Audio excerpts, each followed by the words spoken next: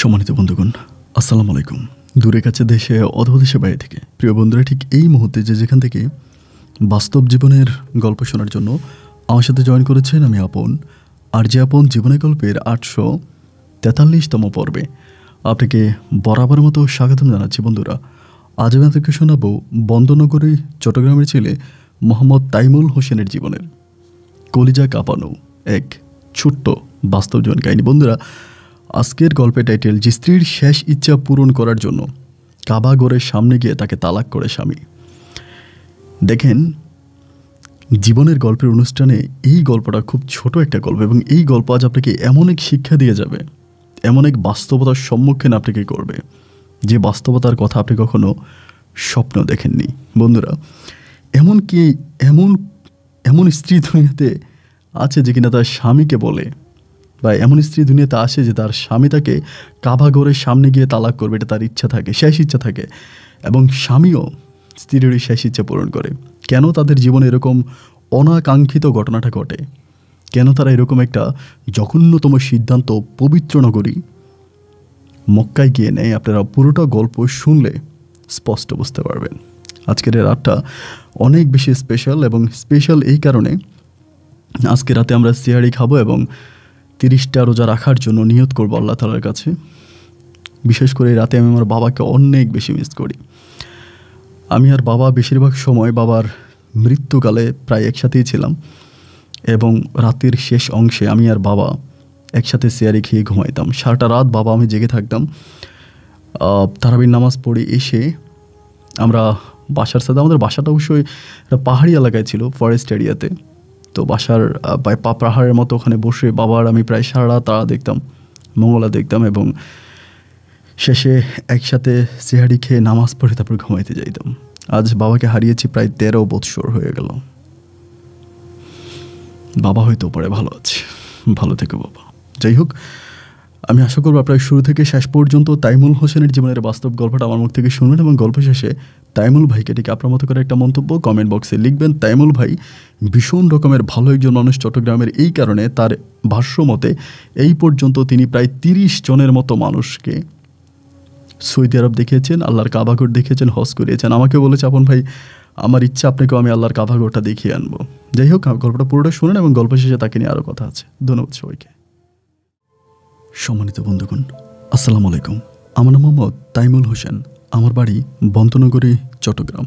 বন্ধুরা, আমি আমার জীবনের গল্পটা শুরু করার শুরুতে আপনাদেরকে আমার পরিবারের ব্যাপারে জানিয়ে রাখি। আমার পরিবারে আমি আছি, আমার বাবা আছে, মা আছে, এছাড়া রয়েছে আমার দাদিমণি সহ আমার ছোট 4টা বোন। আমরা টোটাল 4 বোন 1 ভাই। আমাদের পরিবারটা বন্দনগরী চট্টগ্রাম শহরেরই এক উচ্চবিত্ত পরিবার। আমার বাবা পেশায় একজন ব্যবসায়িক। আমার বাবা এক্সপোর্ট এবং ইম্পোর্টের বিজনেস করতো। বাংলাদেশ থেকে বিভিন্ন প্রোডাক্ট দেশের বাইরে পাঠাতো, এবং দেশের বাইরের অনেক সুনামধন্য প্রোডাক্ট বাংলাদেশে এনে আমার বাবা বিক্রি করতো। আমার বাবার নিজের শিপইয়ার্ডের ব্যবসাও ছিল। এক কথায় বলতে গেলে চট্টগ্রামের হাতে গোনা কয়টা ধনী ব্যক্তির মাঝে আমার বাবাও একজন ছিল। ছোটোবেলা থেকে অনেক সুখে শান্তিতে, আদর আয়েশ আর ভালোবাসায় আমার শৈশবের দিনগুলো কাটে। আমি আমার শৈশব জীবনে কখনো কোনো কষ্ট পাইনি। বাবা মা সবার ভালোবাসায় আমি অনেক ভালো থাকি, এবং আমি হবার পরে আমার ছোটো বোনগুলো যখন হচ্ছিল, তখনও আমার মায়ের অনেক ইচ্ছা ছিল যে আরেকটা ছেলে সন্তান হবে, কিন্তু ছেলে সন্তান না হওয়ার কারণে বোনদের তুলনায় আমার বাবা মা আমাকে অনেক বেশি ভালোবাসা দিয়েছে। এরকম করে হাঁটি হাঁটি বাপা করে আমি সামনের দিকে এগিয়ে যাই। আমি পড়াশোনার প্রতিও যথেষ্ট মেধাবী ছিলাম। আমি খুব মনোযোগ দিয়ে পড়াশোনা করতাম, এবং আমাদের বেসে যত স্টুডেন্ট ছিল তার মাঝে আমার পড়াশোনার জ্ঞান বুদ্ধি জ্ঞান অনেক ভালো ছিল। এরকম হতো যে আমি ক্লাস 6 থেকে এসএসসি পাস পর্যন্ত করেছি, আমার রোল নাম্বার কখনো 5-এর বাইরে যায়নি। যথেষ্ট পরিমাণের মেধাবী একজন ছাত্র আমি ছিলাম। আমাদের পরিবারে একটা ছোট্ট সমস্যাও আছে। আসলে এটা কি সমস্যা বলবো না কি বলবো ঠিক জানি না। সেটা হচ্ছে আমার বাবার ক্যারেক্টার। খুব ছোটোবেলা থেকে একটা জিনিস দেখে আসছে যে আমার বাবার একটু বাজে সমস্যা আছে। বাজে বলতে, যেমন বাস্তবতার খাতিলে কথাগুলো বলতে হচ্ছে, বাবা যদি আমাকে ক্ষমা করে দেয় বা সন্দেহ না করে বা খারাপ দৃষ্টিতে না দেখে। আমার বাবা এমন একজন ব্যক্তিত্ব ছিল, সেটা হচ্ছে আমাদের বাসায় যদি কোনো কাজের লোক রাখা হতো, সবসময় আমার মা খুবই বয়স্ক কাজের মহিলা রাখতো, অনেক বয়স্ক, যার বয়স হয়তো 60 বা 55 এরকম করে কাজের মহিলাগুলো রাখা হতো। তো একটা বিষয় কি জানেন, যারা বয়স্ক কাজের লোক তারা কিন্তু প্রচুর কাশি দেয়, মানে বয়স বেড়ে গেলে বিশেষ করে বুড়ো মানুষদের কাশিটা একটু বেশি হয়। তো আমি আসলে বয়স্ক মানুষের কাশিতেই সহ্য করতে পারতাম না, কারণ কাশির সাথে কফ বেরোইতো। তো এটা আমার ভালো লাগতো না। আমার মা বয়স্ক কাজের লোক রাখতো এবং আমি এটা নিয়ে আম্মুর সাথে প্রচুর ঝগড়া করতাম, এবং আব্বু একইভাবে আম্মুর সাথে ঝগড়া করতো যে বয়স্ক কাজের মহিলা কেন রাখা হবে, ইয়াং লোক রাখলে রান্না বান্না করবে, ফ্রেশভাবে খাবার দেবে, বয়স্ক মানুষ তো অনেক বয়স হয়ে গেলে তারা ওভাবে কাজকাম করতে পারে না। তো তখন তো আসলে বুঝতাম না যে কেন আম্মা এরকম বয়স্ক কাজের লোক রাখতো বা বয়স্ক কাজের লোক রাখার কারণটা কী ছিল। আস্তে আস্তে করে একটা পর্যায়ে আম্মুর মুখ থেকে জানতে পারি, বুঝতে পারি যে আমার বাবার ক্যারেক্টারে অনেক সমস্যা ছিল। আমার বাবা কাজের মহিলাদের সাথে খারাপ সম্পর্কে লিপ্ত হয়ে যেত। আমার জন্মেরও আগে আমার মা অনেক কাজের মহিলা চেঞ্জ করেছে, এবং আমার জন্মের পরেও অনেক কাজের মহিলার সাথে আমার আব্বার অনেক ধরনের অনৈতিক ঘটনা ঘটেছে, যার জন্য আমার মা কোনো রকমের রিস্ক নিতে চায় না। এই জন্য মধ্য বয়সের চেয়েও আরেকটু বেশি বয়স্ক কাজের লোক আমার মা আমাদের বাসায় রাখতো। আমার বাবাকে নর্মালি দেখলে কেউ কখনোই বলবে না যে আমার বাবা এরকম একজন ক্যারেক্টারের মানুষ। 5 ওয়াক্ত নামাজ পড়তে দেখতাম, মসজিদে যাইতো, দাড়ি ছিল, টুপি ছিল। ইভেন আমাদের এলাকায় যে বড় মসজিদ ছিল সেই মসজিদের ইমামও ছিল, সেই মসজিদের সভাপতিও ছিল আমার বাবা। এত পরিমাণের বুজুর্গ একজন মানুষ কী করে নিজের চরিত্র এভাবে নষ্ট করে, এটা আমি বুঝি না। মায়ের মুখ থেকে সম্পূর্ণ সত্য কথাগুলো শোনার পরে আমি আমার বাবাকে একটু ভিন্ন নজরে দেখতাম। বাবার প্রতি আমার ভালোবাসাটা আস্তে আস্তে কমতে থাকে। ওভাবে আর বাবাকে ভালো লাগতো না যে বাবা কেন এরকম করে বা বাবা কেন এমন ক্যারেক্টারে হলো। সব কিছু মিলে আমি আব্বুকে খুব বেশি একটা দেখতে পারতাম না। তারপরও বাবা হিসাবে চলাফেরা করতাম, এখানে ওখানে যেতাম, অতটুকুই। বাট বাবার প্রতি যে একটা সন্তানের অন্তঃস্থল থেকে ভালোবাসা থাকে, এটা আমার বাবার প্রতি আমার ছিল না। যাই হোক, এরকম করে আমার শৈশবের দিনগুলো কেটে আমি তখন সবেমাত্র ইন্টারমিডিয়েটে পড়ে কলেজে পড়ি। তো কলেজে আমি যখন পড়ি আমি কিন্তু দেখতে শুনতে খুব বেশি ভালো ছিলাম, বাট এরকম না যে অনেক লম্বা ফর্সা, মানে অনেক লম্বা, স্বাস্থ্য ভালো, এরকম না। মানে আমাকে মনে হতো যে আমি যখন এসএসসি পরীক্ষা দিই সবাই বলতে যে মনে ক্লাস 5-এ বা ক্লাস 4-এ পড়ে, এরকম। মানে শরীরের গঠনটা আমার খুব বেশি একটা আসে নাই, কিন্তু আমার আব্বা আম্মা দুজনেই যথেষ্ট লম্বা, সুন্দর বা সর্বদিক থেকে ঠিক আছে। কিন্তু আমি জানি না আল্লাহ আমাকে কেন এরকমটা বানিয়েছে। আমি অতটা লম্বাও ছিলাম না, খুবই শর্ট এবং হ্যাংলা ছিলাম, ফর্সাও ছিলাম না তেমনটা, আসলে শ্যামবর্ণ। তো এখন তো আসলে শ্যামবর্ণ বলে না, হয় কালো না হয় ফর্সা, তো বলতে গেলে আমি কালোই ছিলাম। তো যাই হোক, কলেজে পড়া অবস্থায় একদিন হঠাৎ করে রাত্রেও প্রায় 10টার দিকে আমি পড়াশোনা করতেছি ঘরের মধ্যে, আম্মু কোত্থেকে জানি দৌড়ে আইসা খুব চিল্লাচিল্লি করতেছে, প্রচুর চিল্লাইতেছে। আমার ছোটো বোনগুলো তখন আমার সাথে পড়তেছে। আম্মু ঘরে এসে বলতেছে, তাইমুল তাড়াতাড়ি বের হো, সর্বনাশ হয়ে গেছে। আম্মুকে জিজ্ঞেস করলাম যে আম্মু সর্বনাশের কী হলো, কী হয়েছে? আম্মু বলে, যেটা বলছি এটা কর, তাড়াতাড়ি ঘর থেকে বের হো, একদম সমস্যা হয়ে গেছে। তো তখন ঘর থেকে বেরোলাম, মানে বাসা থেকে বেরোলাম, কী হয়েছে? আম্মু আমাকে বলতেছে, তোর আব্বাকে একটা আবাসিক হোটেলে ধরছে এক মহিলা সহ, এখন তো খুব সমস্যা হয়ে গেছে। আমি তখন বললাম যে কী বলেন আব্বু, এরকমভাবে এটা তো হওয়ার কথা না। আমার আম্মু বলে, হ্যাঁ, আবাসিক হোটেলে ধরা হয়েছে এবং ওই এলাকার কিছু লোকাল ছেলেফেলেরা ধরছে, ধরার পরে ইভেন হচ্ছে এখন মানে আমাকে ফোন করা হয়েছে, মানে আমাকে তোর আব্বুই ফোন করছে টাকার জন্য, বলছে অনেকগুলো টাকা নিয়ে ওই হোটেলে যাইতে, তা না হলে তোর আব্বুকে তারা পুলিশে দিয়ে দিবে, এবং পুলিশে দিলে তো তোর আব্বুর মান সম্মান থাকবে না, এবং তোর আব্বুর কাছ থেকে মানে যা ছিল তোর আব্বুর কাছে টাকা পয়সা সবই নিয়ে গেছে। তো এরকম করে আম্মু এটা বললো। বলার পরে আমি তখন বললাম যে আম্মু, তাইলে কি আমরা আমাদের আত্মীয় স্বজন কাউকে জানাবো বা মামাদেরকে জানাবো? আম্মু আমাকে বলতেছে যে না, এদেরকে জানালে আরও মান সম্মান নষ্ট হবে, কাউকে বলার দরকার নেই, চল তুই আর আমি গোপনে যাই এবং গিয়ে আমরা তখন বিষয়টা দেখে আসি। তো আম্মুর সাথে আমি তখন আবাসিক হোটেলে গেলাম, এবং হোটেলের বারান্দায় যাওয়ার পরেই দেখলাম যে মানে প্রচুর পরিমাণের মানুষ। মনে হলো বিষয়টি এরকম যে কোনো এক চোর ধরা হয়েছে এবং চোরকে মারার জন্য আশেপাশ থেকে যেরকম উচ্চ জনতা আছে না, এরকম অনেক মানুষ এসে ওখানে জাপটি মেরে আছে। বুঝতে পারলাম না। আমাকে জিজ্ঞেস করলাম যে আম্মু কী হইলো? আমি তখন ভিতরে ঢুকলো, এবং ঢুকার পরে দেখলাম যে আমার আব্বুকে হোটেলের সামনে এরকম করে প্রায় বেঁধে রাখছে, হাত বাঁধা, এবং সাথে বোরকা পরিহিত একজন মহিলা। তো ওই এলাকার যে লিডার ছিল, যিনি আমার আব্বাকে ধরছে, তিনি তখন আমার আম্মুকে জিজ্ঞেস করলো, আপনি কি ওনার স্ত্রী? আমার আম্মু বললো হ্যাঁ। বলে ভিতরে আসেন। তা আম্মু যখন ভিতরে গেলাম, আমি তখন ভিতরে গেলাম। দেন আমাকে জিজ্ঞেস করলো, তুমি কে? আমার আম্মু বলতেছে, এটা আমার বড় ছেলে। এটা বলার পর তো এই লোক পুরো আসমান থেকে বসছি, কি বলেন, এটা আপনার বড় ছেলে? বলে হ্যাঁ, এটা আমার বড় ছেলে। তা বলে আপনার ছেলে? তারপর লোকটা মিলাইতে পারতেছিল না। আমার আম্মুকে তখন আমার সামনে বলতেছিল যে খুবই নোংরা ভাষায় একটা কথা বলছে, যেটা আমি বলতে চাই না। আমি আমার মাকে অনেক ভালোবাসি। বাট এটা শোনার পরে আমি তখন ওই লোকটার কলার চেপে ধরে ফেলছি। খুবই হাইটে ছোটো ছিলাম, অতটা স্বাস্থ্যবান ছিলাম না। ধরার পরে ওখানে চিৎকার দিয়েছে, আশেপাশ থেকে ওর ফ্রেন্ড সার্কেল যারা ছিল সবাই গেল, আমাকে প্রচুর মারলো ওখানে। অনেক মারলো। মারার পরে আমার আম্মু বলতেছে, দেখেন এখানে ঝামেলা করেন না, এখানে ঝামেলা না করে আপনারা কেন আসছেন বা কী চান সেটা বলেন। বলে আপনার হাজব্যান্ডকে এরকম একটা জায়গায় ধরছি একটা মহিলার সাথে, ইরিন নামক এক মহিলার সাথে, এবং ওই মহিলার সাথে এখন বিয়ে পড়াই দিব। তো আমার আম্মু বলতেছে, বিয়ে পড়াই দিলে আপনাদের লাভটা কী? বলেন আমাদের কোনো লাভের দরকার নেই, একটা অন্যদের কাজে ধরছে, এখন বিয়ে করাই দিব। তা আমার আম্মু বলছে, ঠিক আছে তাহলে বিয়ে করাই দেন। যে তারপরে বিয়ে করাই দিবেন তাহলে বিয়ে করেন, লোকজন ডাকেন। তো এবার আমার আব্বুর কাছে গেলো আম্মু। যাওয়ার পর আমার আব্বু তখন বলছে, যেমনি পারো ম্যানেজ করো, টাকা পয়সা দিয়ে তাদেরকে ম্যানেজ করাও, আমি বিয়ে করবো না এরকম। তো আমার আম্মু কিছুই বলে না আমার আব্বুকে, জাস্ট মন খারাপ করেছিল, প্রচুর মন খারাপ, কিছুই বলে না। তারা তখন বিয়ে করাই দিবি, এদিক সেদিক লোক হাঁটাহাঁটি করতেছে, তাদের তো গ্রুপে অনেক লোকজন আছে। এমন করতে করতে একজন হঠাৎ করে সে বলতেছে, এই বিয়ে করাবো না, বিয়ে করানোর দরকার কি, পুলিশে দিয়ে দিব, আমরা বিয়ে করলে লাভ কি, পুলিশে একটা মামলা দিয়ে দিব, তারপরে পুলিশে বিয়ে করাবে বা যা করে আদালতে করবে। আমার আম্মু বলে, তাহলে তো আরোই ভালো, আদালতে পাঠাই দেন, আদালতে পাঠাইলে আদালতে বিচার করবে, যেহেতু অন্যায়টা তিনি করছে আদালতে তার বিচার করবে, আপনার তো বিচারক না, তো আদালতে পাঠাই দেন। এটা শোনার পরে তারা তখন আবার চলে গেল, মানে যতগুলো ছেলে ছিল সবাই আবার চলে গেল, গিয়ে তারা নিজেরা বসে আবার কথা বলতেছে। প্রায় 1 ঘন্টার মতো কেটে গেছে। 1 ঘন্টা পর আমার আম্মু বলতেছে, কী ব্যাপার, আপনারা থানাতে ফোন করছেন, আপনারা থানাতে ফোন করলেন না, পুলিশও আনলেন না, ইভেন হচ্ছে আপনারা বিয়েও করালেন না, তারপরে কী চাচ্ছেন, আমি কি থানায় ফোন করব, আমি পুলিশ আনবো? এটা বলার পরে একটা ছেলে তখন ওখানে খুব লম্বা করে আমার আম্মুকে ডাক দিল যে, আপা এদিকে আসেন, আপনি কেন শুধু শুধু ঝামেলা বাড়াচ্ছেন, আপনি কি বুঝতেছেন না যে পোলাপাইনের চাহিদা কি? আমার আম্মু বলে, হ্যাঁ পোলাপাইন তো বললো তার চাহিদা, প্রথমত বিয়ে করাই দিবে, এরপরে পুলিশ ডাকবে। তো ওই লোকটা তখন আমার আম্মুকে বললো, আসলে পোলাপাইন তো এগুলো তো আর বকারে পোলাপাইন না, এলাকারই পোলাপাইন, ওভাবে আর বলতে পারতেছে না, এদেরকে কিছু টাকা পয়সা দিয়ে দিলে তারা ছেড়ে দিবে। আমার আম্মু বলে, কই প্রথমে তো এটা বলে নাই। তো বললো কত, সে সময় ওই সময়টাই বলতেছে 5 লাখ টাকা দিতে হবে, আর 5 লাখ টাকা দিলে ছাড়বে, নাহলে ছাড়বে না। পরে লাস্ট পর্যন্ত অনেক তর্কাতর্কি পরে আমার আম্মু 2 লক্ষ টাকা দিয়ে ওখান থেকে আব্বুকে ছুটে আনছে। মানে 2-এর নিচে হয় না, পোলাপাইন অনেক ছিল, 2 লাখ টাকা দিলেও একদম কম টাকা করে হবে আর কি ভাগে। তো এতে আর আম্মু তখন আব্বুকে ছুটে আনলো, আব্বুকে ছুটে না আব্বুকে বাড়িতে আনছে। বাড়িতে আনার পর আম্মু তখন বলতেছে যে, দেখো এর পরের দিন আমার সামনে, আমার বন্ধুদের সামনে আব্বুকে বলতেছে, যেটা তুমি করছো এটা সবাই জানছে, এটা জানে না এরকম কোনো লোক নাই অত্র এলাকাতে, এবং আমার বাপের বাড়ির লোকজনও জেনে গেছে, সবাই বিষয়টা জানছে। তো বিষয়টা নিয়ে আমি তোমার সাথে কোনো কথা বলতে চাই না, যা হবার তা তো হয়েই গেছে, এখন তুমি যাও ওই মহিলাকে বিয়ে করে তুমি নিয়ে আসো আমার বাড়িতে। যেহেতু আমাকে দিয়ে হচ্ছে না, তো আমি তোমাকে সেকেন্ড বিয়ে করার জন্য আমার তরফ থেকে তোমাকে অনুমতি দিলাম। আমার আব্বা তখন বলছে, তুমি কি পাগল হইছো, ওই মহিলার হাজব্যান্ড আছে, তার বাচ্চা আছে, আমি কীভাবে তাকে বিয়ে করবো? আমার আম্মা বলে, কী বললাম, মহিলার হাজব্যান্ড আছে? বলে, হ্যাঁ হাজব্যান্ড আছে, এবং হাজব্যান্ড আছে, বাচ্চা আছে, তো এখন আর আমি তাকে কীভাবে বিয়ে করব?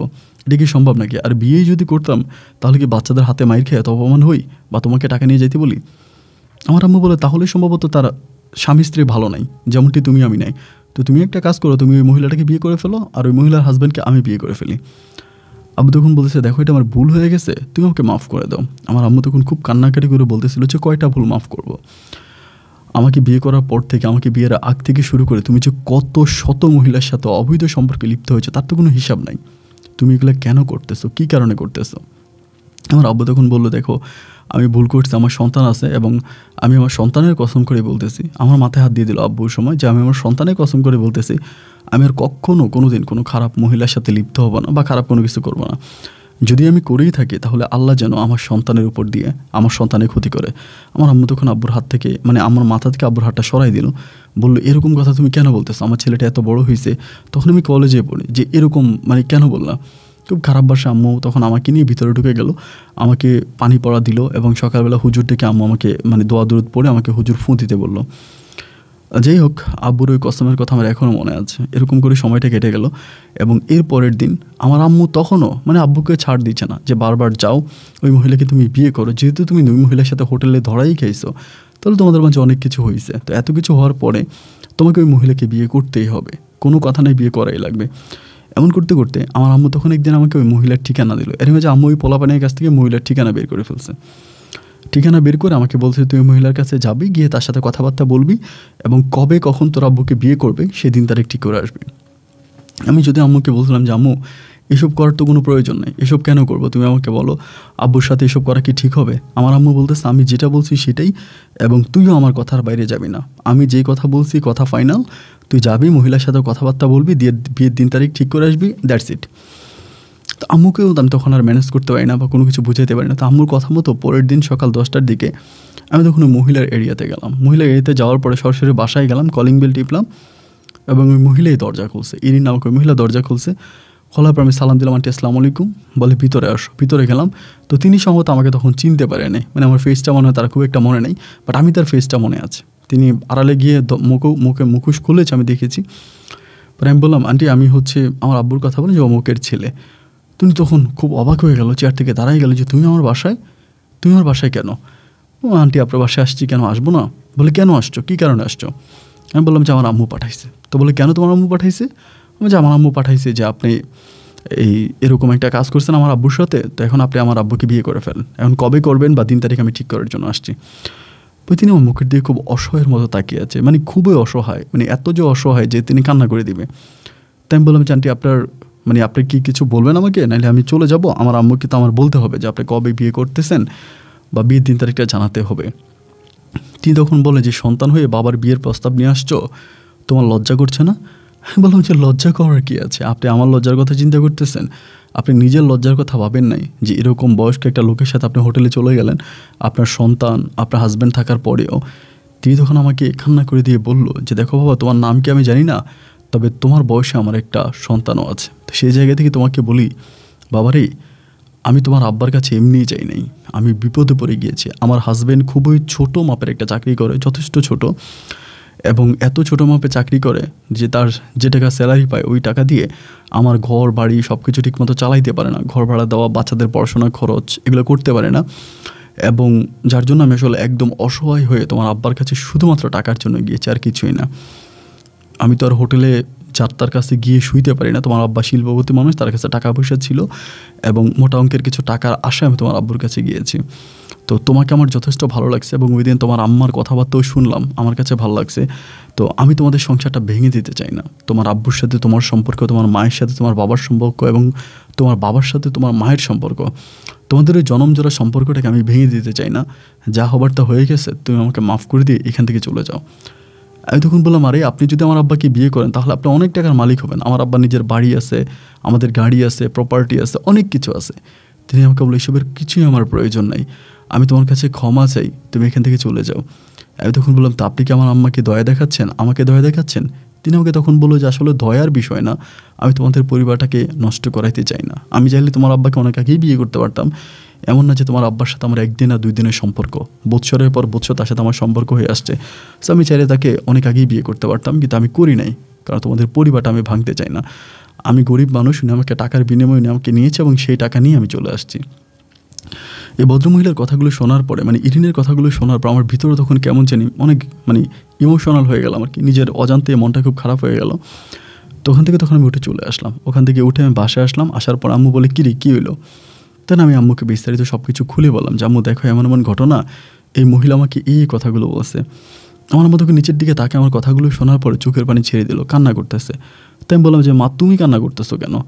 আম্মু আমাকে বলে, আমি অনেক খারাপ মানুষের গল্প শুনেছি, বা তোর আব্বার মতো একজন শিল্পপতি, তার কাছে তো আসলে টাকা পয়সার অভাব নাই, যথেষ্ট টাকা পয়সা, এবং এই মহিলা চাইলে খুব নিমেষে তোর আব্বুকে বিয়ে করতে পারতো, বিয়ে করে তোর আব্বুর ক্ষতি করতে পারতো, আমার পরিবার ভাঙতে পারতো, সংসার ভাঙতে পারতো। কিন্তু তোর আব্বু ওই মহিলাটা সেটা করে নাই। এবং সে জায়গা থেকে মনে হয় যে মহিলাটা আসলেই যথেষ্ট পরিমাণের ভালো একজন মানুষ এবং তিনি ভালো। আমার আম্মু এটা বললো। আমি বললাম, হ্যাঁ মা, অবশ্যই ভালো, কারণ ভালো না হলে তো তিনি এই ধরনের কথাগুলো আমাকে বলতো না।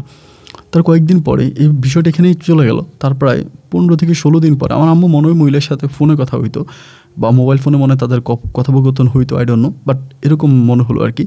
15-16 দিন পরে আম্মু একজন আমাকে বলতেছে যে তাইমুল, কালকে রাতে আমরা এক জায়গায় যাবো সন্ধ্যার পরে। তাই আমি বললাম যে সন্ধ্যার পরে কোথায় যাবা? ওই সময় কিন্তু আমার আম্মু খুব বেশি একটা আব্বুর সাথে কথা বলতো না এবং আব্বু খুব বেশি একটা আম্মুর সাথে কথা বলতো না, মানে দুজনের মাঝে সম্পর্ক খুব একটা ভালো ছিল না। আম্মু কোথায় যেত না যাইতো এই বিষয়ে আব্বাকে কোনো কিছু অবগত করতো না, আব্বুকে বলতো না, এবং আব্বু কোনো বিষয় নিয়ে আমার আম্মুর সাথে ওভাবে কথাবার্তা বলতো না। যাই হোক, এমন করে সময়টা কাটতে কাটতে একটা পর্যায়ে দেখা গেল কি যে সন্ধ্যার পর আমার আম্মু তখন আমাকে বলে রেডি হও। তা আব্বু আমি রেডি হইলাম। কই যাব? গাড়িতে ওঠার পর আম্মু আমাকে বলতেছে, তোর ইরিন আন্টির বাসায় যাব। তখন পর্যন্ত কিন্তু ইরিন আন্টির কথা আমার মনে নাই যে ইরিন আন্টি আমার আব্বুর সাথে এরকম একটা ঘটনা, মানে প্রায় ভুলেই গেছিলাম। আম্মু আমাকে বলতেছে যে মহিলাটা তোর আব্বুর সাথে ধরা পড়ছিল, মহিলার বাসায় যাব। আমি তো খুব অবাক হয়ে গেলাম যে আম্মু তুমি মহিলার বাসায় কেন যাবা? হঠাৎ এই মহিলার বাসায় কি, কেন? আমার আম্মু বলে দরকার আছে, এবং দরকার আছে বলেই তোকে সে নিয়ে যাচ্ছি, চল। তাই বললাম কেন? বলে উনি আমাকে ডাকছে বা যাইতে বলছে। তো বাসায় গেলাম, বাসায় যাওয়ার পরে তখন মানে রান্নাবান্না হলো, ওনারা অনেক রান্নাবান্না করলো, উনি ওনার একটা মেয়ে আছে এবং ওনার হাজব্যান্ড, তারা সবাই ছিল এবং আমার আম্মু আমি গেলাম, তো আমাদেরকে খুব সম্মান করলো এবং সম্মান করার এক পর্যায়ে ওখানে খাওয়া দাওয়া করানোর পরে আমার আম্মু তখন ওই মহিলাকে আমার আম্মুর হাতের একটা আংটি পরাই দিল খুলে, এবং পরাই দিলে মহিলাকে আমার আম্মু বোন ডাকলো যে আজ থেকে আপনি আমার বোন, এবং বোন ভাইয়ের মানে দুই বোনের সম্পর্ক যেরকম এরকমভাবেই থাকবে। ঠিক তখনকার পর থেকে ওই মহিলাটা আমার আম্মুর এত কাছের পার্সন হয়ে গেল যে আমার আম্মুর সবসময় যে কোনো বিষয়, আমাদের পারিবারিক হোক পার্সোনাল হোক, সমস্ত বিষয়গুলো ওই মহিলাটার সাথে শেয়ার করতো, মানে ইরিন আন্টির সাথে শেয়ার করতো। এবং ইরিন আন্টি যথেষ্ট পরিমাণের ভালো মানুষ ছিল এবং তিনি আমার আম্মুর সাথে খুবভাবে মিশে গেল। এবং আমাদের ওই দুটো পরিবারের মাঝে শুধু আব্বু এবং ইরিন আন্টি ছাড়া আমাদের বাকি যে সম্পর্ক, বাকি যে পার্সনগুলো ছিল তাদের মাঝে খুবই মধুর একটা সম্পর্ক তৈরি হলো। এবং সম্পর্কটা আস্তে আস্তে আস্তে আস্তে করে এতটাই বিল্ড আপ হতে শুরু হলো যে আমাদের বাসায় কোনো কিছু হলে ওনাদেরকে আমরা ইনভাইট করতাম। তো যদি ইরিন আন্টি আসতো না, ওনার মেয়ে ওনার হাজব্যান্ড তারা আসতো এবং ওনাদের বাসায় কিছু হলে আমাদেরকে ইনভাইট করতো। তো আমি আমার বোনদেরকে নিয়ে আমার মাকে নিয়ে যাইতাম যদি আব্বু যাইতো না। এভাবে বৎসরের পর বৎসর সম্পর্কটা চলতেছিল। একবার আমি তখন ইন্টারমিডিয়েট পরীক্ষা দিলাম। তো পরীক্ষা দেওয়ার পর আমি বেশিরভাগ সময় ইরিন আন্টির বাসায় থাকতাম, মানে অনেকটা টাইম ওনার বাসায় থাকতাম এবং ওনার বাসায় বেশিটা সময় কাটাইতাম। এরকম করতে করতে ওনার একটা মেয়ে ছিল, নাম ছিল ইতি। ইতি একটা মেয়ে ছিল এবং মেয়েটা তখন আমার থেকে বয়সে প্রায় 2 বছরের ছোটো হবে এরকম, বাট দেখতে শুনতে যথেষ্ট সুন্দরী ছিল। চট্টগ্রামের মানে মেয়ে, লম্বা ফর্সা, সর্বদিক থেকে খুবই ভালো ছিল, আমার খুব ভালো লাগছে আর কি। তো ভালো লাগার পরেও তার সাথে আমার কখনোভাবে মানে কথাবার্তা বলা হয়, বাসায় যাইতাম আসতাম এরকম করে চলাফেরা করতাম, কখনো তাকে নিয়ে আমার অন্যরকম চিন্তাভাবনা কোনো কিছুই ছিল না, এরকম করে যেতাম। তো আমি তার দিকে খুব ফলো করতাম, তার ড্রেস আপ, তার চলাফেরা, সমস্ত কিছু খুবই সুইট ছিল, খুবই পছন্দনীয়। যে কোনো ছেলে তাকে দেখলে এক দেখায় তাকে পছন্দ করে ফেলবে, পছন্দ করার মতো একটা মেয়ে ছিল। এমন করে দেখতে দেখতে কিছুদিন পরে আমি চিন্তা করলাম যে আমি তাকে প্রপোজাল দিব, মানে ভালোবাসার প্রস্তাব করব এবং আই হোপ তাকে প্রস্তাব করলে সে রাজি হবে। তো এরকমটা নিয়ে কথাবার্তা বলতে বলতে একদিন ওর মা আমরা খাওয়া দাওয়া করতেছিলাম টেবিলে। বেশিরভাগ সময় কিন্তু তার সাথে যাইতাম। তো খাওয়া দাওয়া করতে করতে ওর আম্মুর সাথে আমি মোটামুটি ফ্রি ছিলাম, ইরিন আন্টির সাথে। তো ফ্রি থাকা অবস্থা আমি তখন বলতেছি, মানে ইতিকে বলছি, ইতি প্রেম টেম করো নাকি, তখন কলেজে পড়তো আর কি, প্রেম টেম করো নাকি। এটা বলার পরে ইতি তখন খাবার রেখে উঠে চলে গিয়ে সে তার আম্মুকে ডাকতেছে, আম্মু ভিতরে আসো, এটা বলতেছে। তা বলার পরে আমি কিন্তু কিছু বুঝলাম না, ইতি কিন্তু খুব রেগে তার মাকে ডাকলো এবং তার আম্মু ভিতরে গেল। তারা মা মেয়ের মাঝে তুমুল ঝগড়া হলো, প্রায় 5-7 মিনিটের মতো। ওর মার সাথে খুব খারাপ ব্যবহার করলো, ওর মা ওর সাথে খুব খারাপ ব্যবহার করলো, মানে দুটো পরিবারের মানে দুজনের সাথে খুব খারাপ ব্যবহার হলো। হওয়ার এক পর্যায়ে ইতির আম্মু তখন আসলো, ইন আন্টি আসলো। আসার পরে আমি তখন বললাম, কী হয়েছে আন্টি, মানে আমি কি ইতিকে খুব খারাপ কিছু বলে ফেলছি? হঠাৎ করে ইতি এভাবে রেগে গেল, এত খারাপ রোড বিহেভ করলো, মানে বাসায় ঢুকে গেল। তো বিষয়টা তো আমার কাছে ভালো লাগতেছে না, এরকমটা কেন করলো? তিনি আমাকে বললো, তুমি এমন জায়গায় আঘাত করছো বা এমন বিষয় নিয়ে কথা বলছো যে বিষয় নিয়ে কথা বললে আমার এই মেয়ের মাথা ঠিক থাকে না। আমি তখন বললাম যে মাথা ঠিক থাকে না মানে বিষয়টা কি, আমি আসলে একটু জানতে চাই, ঘটনাটা কি, আপনি আমাকে একটু বলেন তো। তিনি আমাকে বলে যে ঘটনা আর কি বলবো, ঘটনা বলার মতো তো আর আমার কোনো ভাষা নাই, আমি আর কি বলবো, কি জানাবো, আমি কিছুই বুঝতে পারছি না, আমার কিছুই ভালো লাগতেছে না। আমি তখন বললাম, না আপনি আমাকে বলেন না কি হয়েছে। পর আমাকে বলে, আমাদের এলাকার এক বকাটে ছেলে আছে, নাম হচ্ছে মুরাদ।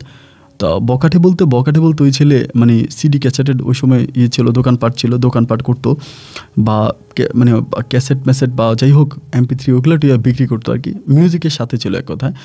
তা ওই ছেলেকে ও পছন্দ করে এবং ওই ছেলেকেও বিয়ে করতে চায়। তো ছেলে থাকে বস্তিতে, কোনো টাকা পয়সা নেই, আমরা তো গরিব, ওই ছেলে আরও বেশি গরিব। তা এখন কী করবো বুঝতে পারতেছি না। তো তিনি আমাকে এই কথাগুলো বলার পর আমি বললাম যে বাহ, আমার তো আসলে বিষয়টা অবাক লাগতেছে যে এরকম একটা পরিস্থিতি, বাট আমি তো কখনোই জানি না। আজকে এত বছর ধরে আপনাদের পরিবারের সাথে আছি, আপনাদের সাথে উঠতেছি বসতেছি, আপনাদের সাথে এত মধুর সম্পর্ক, বাট কোনোদিন ইতির বিষয়ে যে এরকম একটা ঘটনা ঘটে গেল এটা তো কখনো জানতেই পারলাম না। উনি আমাকে বলে যে ইতি এই বিষয়টা কারোর সাথে শেয়ার করে না, এবং আমরাও কারোর সাথে এই বিষয়টা নিয়ে শেয়ার করি, এই বিষয়টা নিয়ে কারোর সাথে কথা বলি, ইতি এটা মোটেই পছন্দ করে না। ওইটা মোটেই পছন্দ করে না যে বিষয়টা নিয়ে আমরা কারোর সাথে কথা বলি, ইতি এটা শুনলে রেগে যায়, প্রচণ্ড রকমের রেগে যায়। তো আমি তখন বললাম, আচ্ছা যাই হোক, এখন আর এইসব বিষয় নিয়ে কথাবার্তা না বলি, যা হবার তা তো হয়েই গেছে। তো ইতি যদি অন্য কোনো ছেলের সাথে প্রেম ভালোবাসা করেই থাকে তো তাকে ইতি বিয়ে করবে, আমার তো কোনো সমস্যা নেই। বিষয়টা তখন ওখানে এতটুকুই ধামাচাপা হয়ে গেল। আমি তখন বাসায় চলে আসছি। তারপরে তখন থেকে আমি ইতিদের বাসায় একটু কম যাইতাম, মানে খুব বেশি একটা যাইতাম না। দেখেন যাইতাম না, আন্টি আমাকে ফোন দিত যে আসো, বলতো যে তাইমুল বাসায় আসো, আমি তখনও যাইতাম না। তো যাইতাম না আসলে বড় কারণ হচ্ছে এটা যে গেলেই ইতিকে দেখবো এবং ওকে দেখলে আমার ভালো লাগে, আমি ওকে তো পছন্দ করি। তো এখন পছন্দ করি, ভালো লাগে, সেই জায়গা থেকে যখন জানবো যে ওই পোলার সাথে সম্পর্ক বা এটা মনে কষ্ট লাগবে, এই জন্য আমি ঈদের বাসায় যাই না। দেখেন এতগুলো বছর হয়ে গেল আমার আব্বুর সাথে এই ইরিন আন্টির ঘটনার, তিনি কোনো দিনও আমাদের বাড়িতে আসে নাই বা কখনোই আমাদের বাসার মধ্যে আসে নাই, বাট সেদিন তিনি সর্বপ্রথম আমাদের বাসায় চলে আসছে। মানে যখন আমি দীর্ঘদিন আমাদের বাসায় যাচ্ছি না, তিনি হঠাৎ করে একদিন সকালবেলা চলে আসছে, এসে আমার আম্মুকে বলতেছে তাইমুল কোথায়, বলে উপরে আছে। আমি তখন দোতলায় ছিলাম, আমি সরাসরি দোতলায় চলে গেছে। আমার রুমে যাওয়ার পর আমাকে দেখে তো আমি তো ওনাকে দেখে খুব অবাক হয়ে গেলাম, কী ব্যাপার, উনি আমাদের বাসায় কীভাবে এত রাতের বেলায়? এটা তো আসলে কোনোভাবেই পসিবল না যে এরকম রাতের বেলায় হুট করে তিনি বাসায় চলে আসলো। অবাক হয়ে গেলাম, জিজ্ঞেস করলাম যে আন্টি কোনো সমস্যা আপনি? পরে বলতেছে যে তুমি আমাদের বাসায় যাও না কেন, কী হয়েছে, আমাদের বাসায় যাও না কেন? তাই আমি বললাম যে আসলে মানে আপনি চলে আসলেন বা আপনি তো কখনোই আমাদের বাসায় এভাবে আসেন না। আমি কান্না করে দিল যে দেখো তোমাকে অনেক পছন্দ করি এবং আমার কোনো ছেলে নেই, তুমি আমার কাছে আমার সন্তানের মতো, তোমাকে অনেক আদর করি, তো তুমি আমার বাসায় যাও না, এটা আমার কাছে খুব খারাপ লাগে, কী হয়েছে বলো? তো আমি তখন ওনাকে আসলে ডিরেক্টলি বিষয়টা খুলে বলছি, জানটি দেখেন এমন ঘটনা, আমি আসলে ইতিকে পছন্দ করি, ওরে আমার ভালো লাগে, তো ওর সাথে আমি চাচ্ছিলাম একটা রিলেশনে যাওয়ার জন্য। কিন্তু যখন জানতে পারলাম যে ও অন্য কোনো রিলেশনে আছে বা ও নিজেই বললো বা আপনিও বললেন, তখন থেকে আমার ভিতরটা কেমন জানি অনেক কষ্ট হচ্ছে আর কি, এবং সেই কষ্ট থেকে আমি আপনাদের বাসায় আর যাই না। ওই তখন আমাকে বলছে তুমি ইতিকে পছন্দ করো সিরিয়াসলি? আমি বললাম হ্যাঁ পছন্দ করি, কেন করবো না, ইতি তো পছন্দ করার মতোই মেয়ে, তাই না? পরে আমাকে বলে তুমি ইতিকে বিয়ে করবা? আমি বলি ইতি যদি অন্য কোনো ছেলের সাথে রিলেশনে থেকে থাকে তাহলে আমি ইতিকে কীভাবে বিয়ে করব?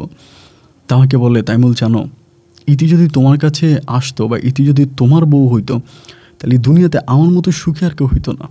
আমি একটা মা হিসেবে বলি, তখন মনে হয় আমি আনন্দে আত্মহারা হয়ে যেতাম যে আমার মেয়ে তোমাকে বিয়ে করছে, আমি সত্যি অনেক খুশি হইতাম। কিন্তু এটা কি আদৌ কখনো সম্ভব? আমি তখন বললাম যে আসলে অসম্ভবের তো কোনো কিছু নাই, আপনি যদি সব কিছু ঠিক থাকে, ইতি যদি আমাকে পছন্দ করে নাই, যদি করতো তাহলে তো সব কিছু ঠিকই থাকতো।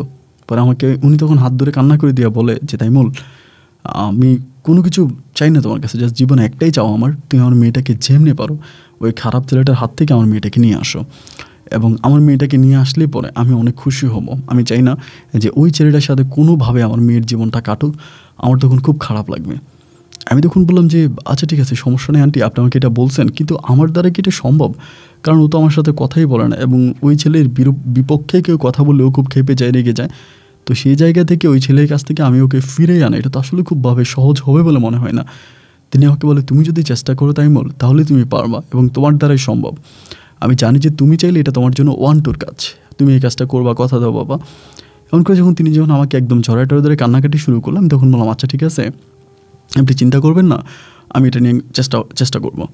তো এরপরে আমি আবার ওই বাসায় যেতে শুরু করলাম, মানে আন্টির বাসায় যেতে শুরু করলাম, ওর সাথে ইতির সাথে কথাবার্তা বলি, এইটা ওইটা, মানে দুজনের মাঝে মোটামুটি খুব ভালো একটা আন্ডারস্ট্যান্ডিং হয়ে যায়, খুব ভালো একটা সম্পর্ক হয়ে যায়।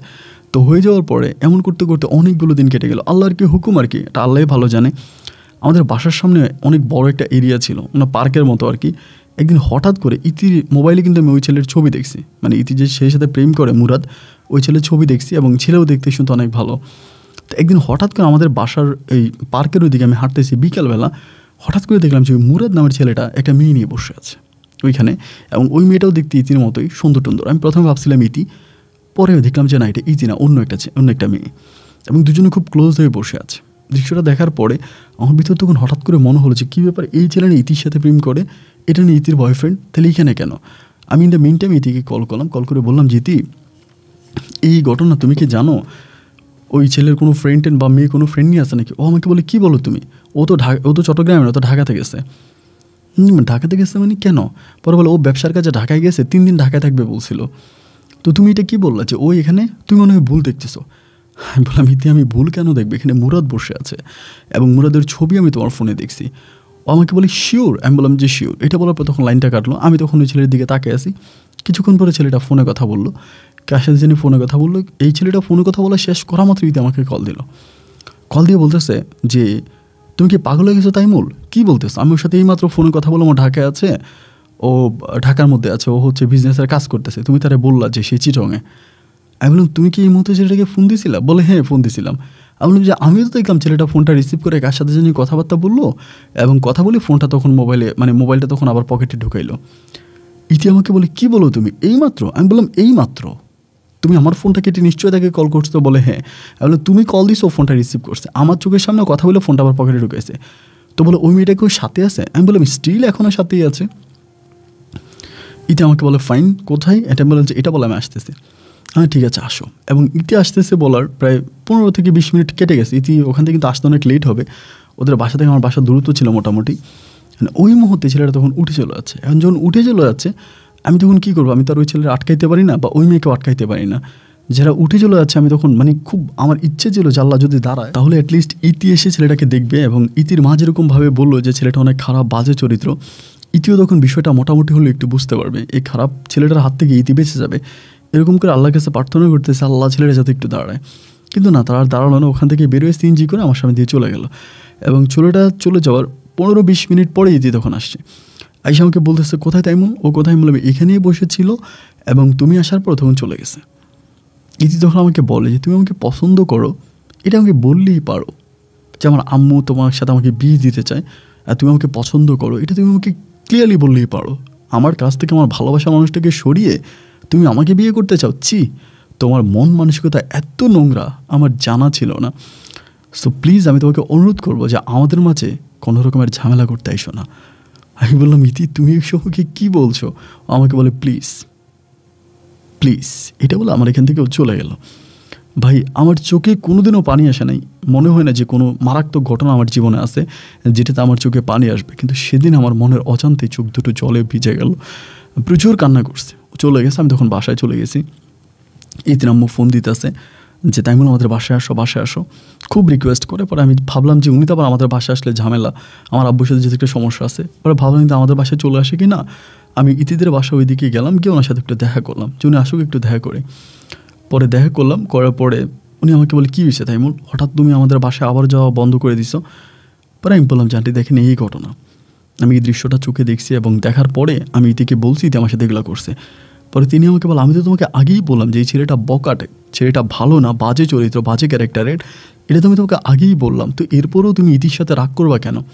তুমি তো ইতিকে এই ছেলের হাত থেকে সরাই আনবা। আমি তখন বললাম যে আন্টি কেউ যদি ইচ্ছে করে আগুনে হাত দেয়, পা দেয়, পুড়ে ফেলে, তারা কেউ বাঁচাইতে পারবে না, এটা সম্ভব না।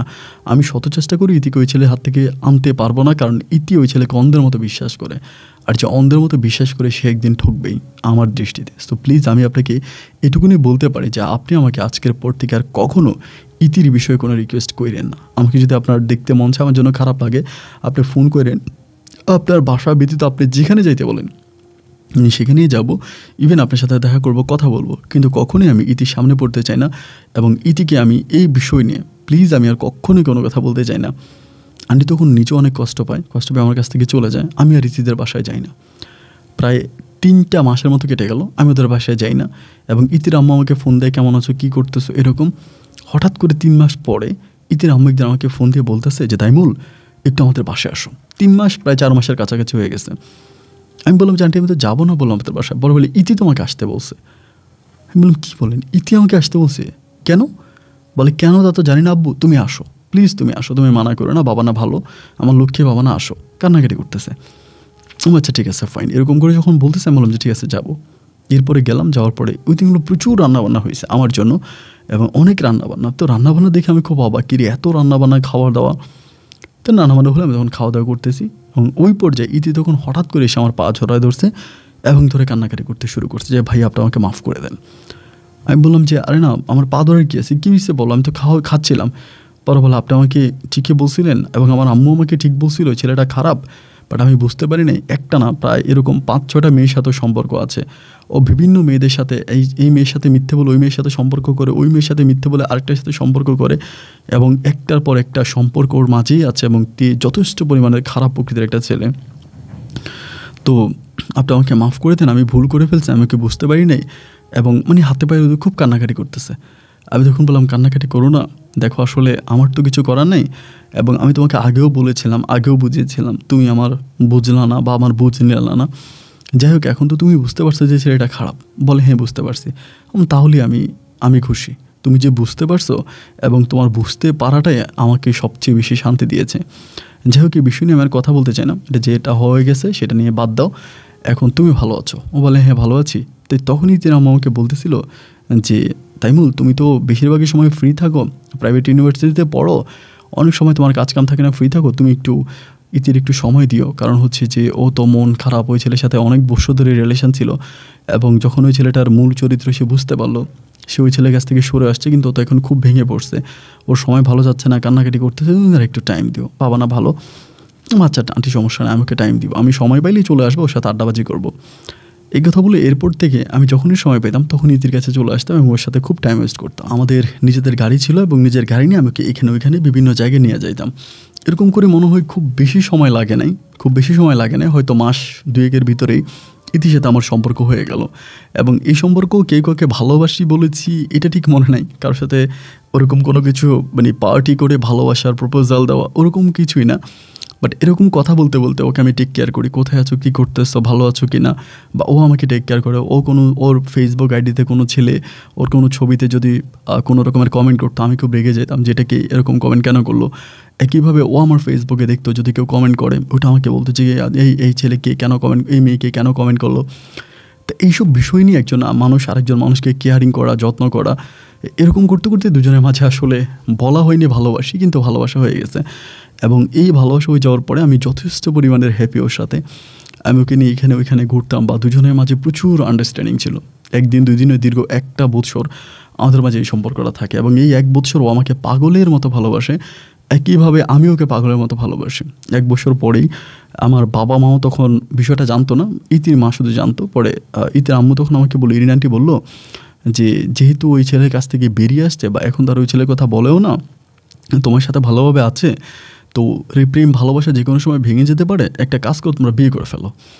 এবং বিয়ে করে ফেললে দেখা যায় যে আল্লাহর রহমত হবে, বা দুজনে একসাথে থাকবা, আর কোনো ঝামেলা হবে না, তোমরা বিয়ে করে ফেলো। আমি তখন বললাম, এটা তো আপনি ভালোই বলছেন বিয়ে করার কথা, এবং বিয়ে করার কথা শুনে আমিও খুশি হলাম। তো বিয়ে যে করবো এখন, এটা তো পারিবারিক একটা বিষয়। তিনি আমাকে বললো, সমস্যা নেই, আমি তোমার আম্মুর সাথে কথা বলবো এবং আমি তোমার আম্মুকে বলবো। তো আমি বললাম যে ঠিক আছে, আপনি আমার আম্মুকে বলেন। বলে, আমি বলবো না, তুমি আসবা তোমার আম্মুকে নিয়ে। এমন আমি আম্মুকে নিয়ে তো আসা লাভ নাই, আপনি না হয় আপনি না গিয়ে আঙ্কেলকে পাঠিয়ে দেন একদিন আমাদের বাসায়, এবং আঙ্কেল গেলে পরে আম্মু তখন এই বিষয়টা নিয়ে কথা বলবো, আমি সহ থাকবো। তিনি বলে যে আচ্ছা ঠিক আছে। তার কয়েকদিন পরেই তিনি তখন আঙ্কেলকে পাঠিয়ে দিল আমাদের বাসায়, মানে ইতির আব্বু আমাদের বাসায় আসছে। আসার পরেই তো দুপুরবেলা খাওয়া দাওয়া করলো। ইতির আব্বুর সাথে কিন্তু আমার আব্বু খুব বেশি একটা কথা বলে না, খুবই কম কথা বলে। তো খাওয়া দাওয়া করলো, করার পর আমার আম্মু বলতেছে যে তুমি বসো, তোমার সাথে আমার কথা আছে, ইতির আব্বু যখন আসছে একটা বিষয় নিয়ে কথা বলবো। তো আমার আম্মু তখন খাওয়া দাওয়া করলো, আব্বু করলো, আমিও তখন বসে আছি ডাইনিংয়ে। তো আমি তো জানি কী কথা বলবে। আম্মু কিছুক্ষণ পর আমার আব্বুকে বলতেছে যেমন এমন ঘটনা, আমরা চাচ্ছিলাম যে ওনার মেয়ে ইতিকে আমরা আমাদের ছেলের তাইমুলের বউ করে আমাদের ঘরে আনার জন্য, তুমি কি বলো। এইটা বলা মাত্রই আমার আব্বা মনে হলো যেন একদম মাত্র একটা মাছকে তেলের মধ্যে ছেড়ে দিল। কাঁচা একটা মাছকে তেলে ছেড়ে দিলে যেমন না, এরকমভাবে আমার আব্বা তখন জ্বলে উঠলো। এই কী বললা তুমি, তোমার এত বড় সাহস কী করে হলো, আমার ছেলের আমি এরকম ফকিন্নি একটা মেয়ের বিয়ে করাবো, এটা তুমি চিন্তা করলা কেমনে। আমার আম্মু বললো, ফকিন্নির কাছে তুমি যেতে পারো, ফকিন্নির মেয়েরই বিয়ে করতে পারবে না। এবং এই কথাটা আঙ্কেলের সামনে বলে বসলো। তখন আমি বুঝতে পারলাম যে এখানে একটা ঝামেলা হয়ে যাবে, দুটো পরিবারের মাঝে একটা ঝগড়া সৃষ্টি হয়ে যাবে। আমি ওই মুহূর্তে আঙ্কেলকে বললাম যে আঙ্কেল আপনি আমার সাথে আসেন। আঙ্কেলকে তখন আমার সাথে আমি বের করে ফেললাম, বাইরে নিয়ে গেলাম। নিয়ে যাওয়ার পর আঙ্কেলও বিষয়টা জানতো, ইতির আম্মু আঙ্কেলকে বলে দিছে। আঙ্কেল তখন বলেছে তাই বলে এটা কী হচ্ছে। আমি বললাম হচ্ছে কি এটা তো আমিও জানি না। তো আঙ্কেল যেহেতু একটা ঝামেলা হয়ে গেছে, আপনি এখন চলে যান, আমি বিষয়টা নিয়ে কথা বলবো। এই কথা বলে আঙ্কেলকে জাস্ট আমি আমাদের গাড়িতে উঠাই দিলাম, আমাদের ড্রাইভার ওনাকে বাসায় নামিয়ে দিয়ে আসবে, এই বলে আমি জাস্ট ঘরে আসলাম। এসে দেখতেছি যে কাজের মেয়ে, আমাদের কাজের ছেলে, ওরা আম্মুরে ধরে আছে, আম্মুর মাথা ফাটানো অবস্থা, রক্ত বেরিয়েছে। আমি দৌড়ে এসে কোনো মতো আম্মুরে ধরলাম। আব্বু তখন উঠে যাচ্ছে, মানে সিঁড়ি দিয়ে দোতলা উঠে যাচ্ছে। আমি এসে আম্মুকে ধরে, সাথে সাথে তো গাড়ি তো নিয়েই গেছে, উনি গাড়ি নিয়ে চলে গেছে। একটা সিএনজি নিলাম, নিয়ে আম্মুকে তখন হসপিটালে নিয়ে গেলাম, হসপিটালে নিয়ে যাচ্ছি। হসপিটালে নিয়ে গেলাম, পরে ওইখান থেকে আম্মুর মাথায় 3টে সেলাই দেওয়া হয়েছে, মাথায় ফেটে গেছে, সেলাই দেওয়া হয়েছে। রাত হয়ে গেছে, আব্বু আর মানে আব্বু আর আসতেছে না এখানে, আম্মুকে দেখার জন্য আসতেছে না, বা আম্মুর কোনো বিষয় নিয়ে আব্বু আর কোনো কথাও বলে না। আব্বু তখন আব্বুর মতো করে আছে। পরে আমি চিন্তা করলাম, রাতের বেলায় তখন প্রায় 11টা বেজে গেছে। ডাক্তার বলে চাইলে নিয়ে যেতে পারেন, আর যদি ভালো মনে করেন তাহলে আজকে রাতটা রেখে যান। যেহেতু মোটামুটি আঘাতটা ভালোভাবেই লাগছে, অনেকটা ভিতরে ঢেবে গেছে, তো রেখেও যেতে পারেন। পরে আমি আম্মুরে রাখলাম, রাইখা আব্বুর নাম্বারে কল দিলাম। রাত্রে কল দিলাম, আব্বু তখন রিসিভ করলাম। বললাম আব্বু তুমি কি আসবা আম্মুরে দেখার জন্য। পরে বলে কেন আসবো। আমি বললাম যে তুমি কি আসবা নাকি আসবা না। আব্বু বলে না আমি আসবো না, আমি ঘরে আছি, তোরা চাইলে থানাতে ফোন করে পুলিশ পাঠিয়ে আমাকে ধরাই দিয়ে। না, আব্বু তখন আর গেল না গেল, রাতটা তখন কেটে গেল। সকালবেলা আমি আম্মুকে নিয়ে বাসায় আসছি। বাসায় আসার পরে মানে আব্বু আমাকে ডিরেক্টলি বলতেছে যে জীবনে আমি বেঁচে থাকতে কোনোদিনও ওই ইতি ফিতির আমি তোর বিয়ে করাবো না, এবং আমার দ্বারা এটা সম্ভব না। তোর মা কেন এসব করতেছে আমি সব কিছু বুঝে গেছি। সো আমার জীবন থাকতে আমি তোর আম্মার প্ল্যান কখনো সাকসেস হতে দিব না। আমি বললাম যে আম্মু আবার কিসের প্ল্যানিং করলো? এটা তো আম্মুর কোনো প্ল্যানিং না। আমি ইতিরে পছন্দ করে আমি ইতির বিয়ে করতে চাই। ডিরেক্টলি আমি আব্বুকে বললাম, যেটা আম্মুর উপরে আব্বু না খেপে বা আম্মুকে দোষারোপটা না করে, কারণ সব বিষয়ে তো আম্মু দোষী। আব্বু তখন আমাকে বলতেছে, আমার জীবন থাকতে আমি কখনো এটা মানবো না, এবং এটা তুই কখনো স্বপ্নও চিন্তা করিস না। তোর মতো ছেলে না থাকুক, তোর মতো ছেলে আমার প্রয়োজন নাই, আমি এটা করবো না। আব্বু মুহূর্তের মধ্যে প্রচণ্ড রকমের খেপে গেল আমার উপরে, খুবই রেগে গেল যে আমি এটা কখনোই করবো না। তো আমি দেখলাম যে আব্বু যেহেতু অনেক রেগে গেছে, আমি আব্বুর সাথে আর এই বিষয় নিয়ে কথা বললাম না। না বলে আমি তখন চুপ হয়ে গেলাম যে ঠিক আছে, আমি আর এটা নিয়ে চুপ হয়ে গেলাম। কিন্তু এরকম করে যখন সামনের দিকে যাচ্ছিল, একটা পর্যায়ে দেখতে পেলাম যে কোনোভাবেই আমার পরিবার থেকেও ইতিকে মেনে নিচ্ছে না, এবং একইভাবে ইতির পরিবার থেকেও আমাকে, মানে ইতির পরিবার থেকে তো মেনে নিচ্ছে, বাট আমার পরিবার থেকে বাবাকে মানানো সম্ভব হচ্ছে না। এরকম করে সময়গুলো কাটতে কাটতে একটা সময় সিদ্ধান্ত নিলাম যে আমি ইতিকে বিয়ে করে ফেলবো। কারণ আমার আম্মুও রাজি আছে, ইতির আম্মুও রাজি, ইতির আব্বুও রাজি, তাহলে তার কোনো সমস্যা নেই, তাহলে আমি ইতিকে বিয়ে করে ফেলবো। এরকম একটা পরিকল্পনা করেই আমি তখন আমার আব্বুকে না জানিয়ে আমি ইতিকে বিয়ে করে ফেলছি পারিবারিকভাবে। ওই বিয়েতে আমার আম্মু উপস্থিত ছিল। ইতিদের বাসায় হুজুর ডেকে কলমা পড়ে আমি ইতিকে বিয়ে করি, এবং ইতিকে বিয়ে করে যেদিন আমাদের বাসর হবে, মানে আমরা বাসর হব, বাসর ঘরে রাত 10টার দিকে আমার এক মামা আমাকে ফোন করে, ছোটো মামা আমাকে ফোন করে বলে যে তাইমুল, এটা তুই কী করলি? আমি বললাম মামা কী করলাম? পরে আমার বললো, আরে ভাগনা, তুই নিজের ঘর বানাতে গিয়ে তোর মায়ের ঘরটাকে ভেঙে দিলি। আমি বললাম মামা কী বলেন, মায়ের ঘর ভাঙলাম মানে? পরে আমাকে বললো, আরে গাদা, তোর বাবা তো তোর মাকে তালাক করে দিছে। আরে মামা এটা কী বলেন? পরে বলে, হ্যাঁ, তোর আব্বা জানতে পারছে তোর আম্মা তোকে বিয়ে করাইছে ওই মেয়েটাকে, এটা জানতে পারার পরে তোর আব্বা তোর আম্মুকে তালাক করে দিছে। এটা শোনার পরে মনে হলো যেন আমি দুনিয়াতে নেই। আমি কিসের বাসর করব, কিসের কি করব? আমার আম্মুকে তালাক করে দিল, মানে আমি তখন আর কান্না করতেছি বসে বসে। ইতি আমাকে বলতেছে, কী হয়েছে, তুমি এখানে কান্না করতেছো? পরে ইতির আম্মু, ইতি যে তার আম্মুকে ডেকে আনলো, তার আব্বুকে ডেকে আনলাম, বললাম যে এই ঘটনা। পরে তারা সবাই বললো যে ঠিক আছে, সমস্যা নেই, দেখা যাক কী হয়, আমরা সকালবেলা দেখব। তা সকালবেলা আমি ফোন করলাম মামাকে যে মামা আম্মু কোথায়? বলে তোর আম্মু তো হসপিটালে, তোর আম্মু হার্ট অ্যাটাক করছে, মানে মিনি হার্ট অ্যাটাক করছে। হসপিটালে গেলাম, হসপিটালে যাওয়ার পর দেখলাম যে আম্মুর অবস্থা ভালো না, খুবই খারাপ অবস্থা, খুবই অসুস্থ আম্মু, মানে কথা বলতে পারে না, যথেষ্ট পরিমাণে অসুস্থ। তার আম্মুর অসুস্থ অবস্থা দেখে ভাবলাম কী করা যায়। তো আমি আবার ইতিরে ডাকলাম, ইতি আম্মুর সাথে ছিল হসপিটালে 2 দিন পর্যন্ত। হসপিটালে থাকার পর আম্মুকে তখন বাড়িতে নেওয়া হয়েছে, বাড়িতে বলতে নানু বাড়িতে, যেহেতু আব্বুর সাথে তালাক হয়ে গেছে, এবং আব্বু মৌখিকভাবে তালাক দিচ্ছে এবং কাগজপত্র তালাক দেওয়ার প্রসেসিং সব করে ফেলছে। আমি তখন আব্বুর সাথে কথা বলি না, কথা না বলে তখন আম্মু নানু বাড়িতে, আমি নানু বাড়িতে যাইতাম, নানু বাড়ি থেকে আসতাম, ইতিদের বাড়িতে থাকতাম, এইভাবে অনেকগুলো দিন কেটে যায়। আমার নানু বাড়ির অবস্থা কিন্তু খুব বেশি একটা ভালো না। আমার মামা একটা বেসরকারি ব্যাংকে চাকরি করে, এবং মিডল ক্লাস বলতে গেলে আর কি ফ্যামিলিটা। তো একে তো মিডল ক্লাস, তার উপরে আবার মা গিয়ে পড়ছে, মায়েরও অনেক টাকার ওষুধ লাগতেছে প্রতিদিন। আব্বু তো মায়ের কোনো খরচও দিচ্ছে না, এবং আমার সাথে কোনো কথাও নেই, তালাক করে দিয়েছে, মৌখিক তালাক, অতটুকুই শেষ। ভাবলাম যে কী করা যায়, কোনো কিছুই করতে পারতেছি না। অ্যান্ড এভাবে মাসখানেক কেটে যাওয়ার পরে আমার হাতের অবস্থা তখন খুব খারাপ, আমার কাছে তখন কোনো টাকাও নেই, আমি নিজেও চলাফেরা করতে পারি না, মানে মাসিক ইনকামও নেই। পরে আমি একটা জবের ব্যবস্থা করে একটা জব নিলাম। তো আসলে কী আর বলবো, এরকম একটা জব নিলাম যেটা আসলে পাইছে একটা মেডিসিন কোম্পানিতে আর কি, মেডিসিন কোম্পানিতে চাকরি নিই, একটা বেসরকারি মেডিসিন কোম্পানি, ওইটাতে চাকরি নিই, ঔষধ একটা কোম্পানি। তো ঔষধ প্যাকেজিং করা, এবং খুব ডেঞ্জারাস একটা কাজ ছিল আর কি, ঔষধ তৈরি করা, প্যাকেজিং করা, এরকম। তো সেই কোম্পানিতে চাকরি নিলাম, মোটামুটি ভালো টাকায় স্যালারি, তখন কাজ করতেছি, বেতন পাচ্ছি, পরিবারকে চালাচ্ছি, মাকে দিচ্ছি, বাবাকেও দিচ্ছি। আর বাবাকে দিচ্ছি বলতে আমার শ্বশুরকে দিচ্ছি, শাশুড়িকে দিচ্ছি, এবং একইভাবে ইতিকেও দিচ্ছি। তখন ওই সময় পড়াশোনা করতো না, ও বাসায় থাকতো, ওকেও দিচ্ছি। মোটামুটি খুব খারাপ অবস্থার মধ্যে চলে গেছি, কারণ ধরেন কখনোই এরকম কাজ টাজ করি নাই, সবসময় রাস্তায় ঘুরছি ফিরছি, বন্ধুদের সাথে মিশছি, আড্ডাবাজি করছি। তো হঠাৎ করে এসে সকাল থেকে রাত অবধি ডিউটি করা, বাসায় এসে মাকে দেখতে যাওয়া, আবার ইতির সাথে রাতে থাকা, এই সব কিছু মিলে আমি কেমন জানি একটু অন্যরকম হয়ে গেছিলাম, আর নিতে পারতেছিলাম না। মানে বারবার মনে হচ্ছিলো যে আল্লাহ তুমি নিঃশ্বাসটা নিয়ে যাও, আমার তো আর সহ্য হচ্ছে না, আমি তো আর মানে নিঃশ্বাস নিতে পারতেছি না, গলা শুকিয়ে যাচ্ছিলো, প্রচণ্ড রকমের খারাপ লাগা কাজ করতেছে, অতিরিক্ত খারাপ। এটা কী ধরনের কথা? ভাগ্য কেন এরকম হবে, এত কেন ভাগ্য আমার খারাপ হবে, আমি কেন এরকমভাবে হেরে যাব? এরকম করে সময়গুলো অতিবাহিত হচ্ছে, এবং তারই মাঝে হঠাৎ করে খবর পেলাম, দুপুরের দিকে কাজ করতেছি দোকানে, মানে কারখানায়, ইতি ফোন করে হঠাৎ করে বললো যে এই ঘটনা, আম্মু অবস্থা খুব খারাপ, আম্মুকে হসপিটালে নিয়ে গেছে। কী হচ্ছে বলো, হসপিটালে নিয়ে গেছে। আমি তখন ওইখান থেকে দৌড়ে এলাম, হসপিটালে গেলাম। হসপিটাল অবস্থা ডাক্তার বলছে যে আম্মু স্ট্রোক করছে, মানে ফুল স্ট্রোক করছে, ফুললি হার্ট অ্যাটাক। তো এটা তো আসলে আম্মু আমাদের জন্যই করতেছে, মানে আমার জন্য, আব্বুর জন্য, সব কিছু মিলিয়ে আম্মু টেনশন, এবং টেনশন থেকে এটা হলো। এবং সেখানেই 2 ঘন্টার মধ্যে চট্টগ্রাম মেডিকেলে আমার আম্মু ইন্তেকাল করলো। আম্মু মারা গেল, এবং আম্মু মারা যাওয়াতে আমার কাছে মনে হচ্ছে পুরো পৃথিবীটা অন্ধকার হয়ে গেছে, মানে আমার পুরো দুনিয়াটাই অন্ধকার হয়ে গেছে। এত পরিমাণের কান্না আসছে, যে এত পরিমাণের খারাপ লাগছে যেটা মানতে পারবো না। মনে হয় যেন দুনিয়ার সব মানুষগুলো মরে গেলে আমি এতটা কষ্ট পাইতাম না। মামারা তখন রাগ করলো, আব্বু তখন আসলো হসপিটালে। মরে যাওয়ার পরে আম্মু লাশ নিয়ে যাবে। মামারা তখন বলে যে না, আপনার সাথে আমাদের বোনের তালাক হয়ে গেছে, সো আমরা তো আপনাকে লাশ নিতে দিব না।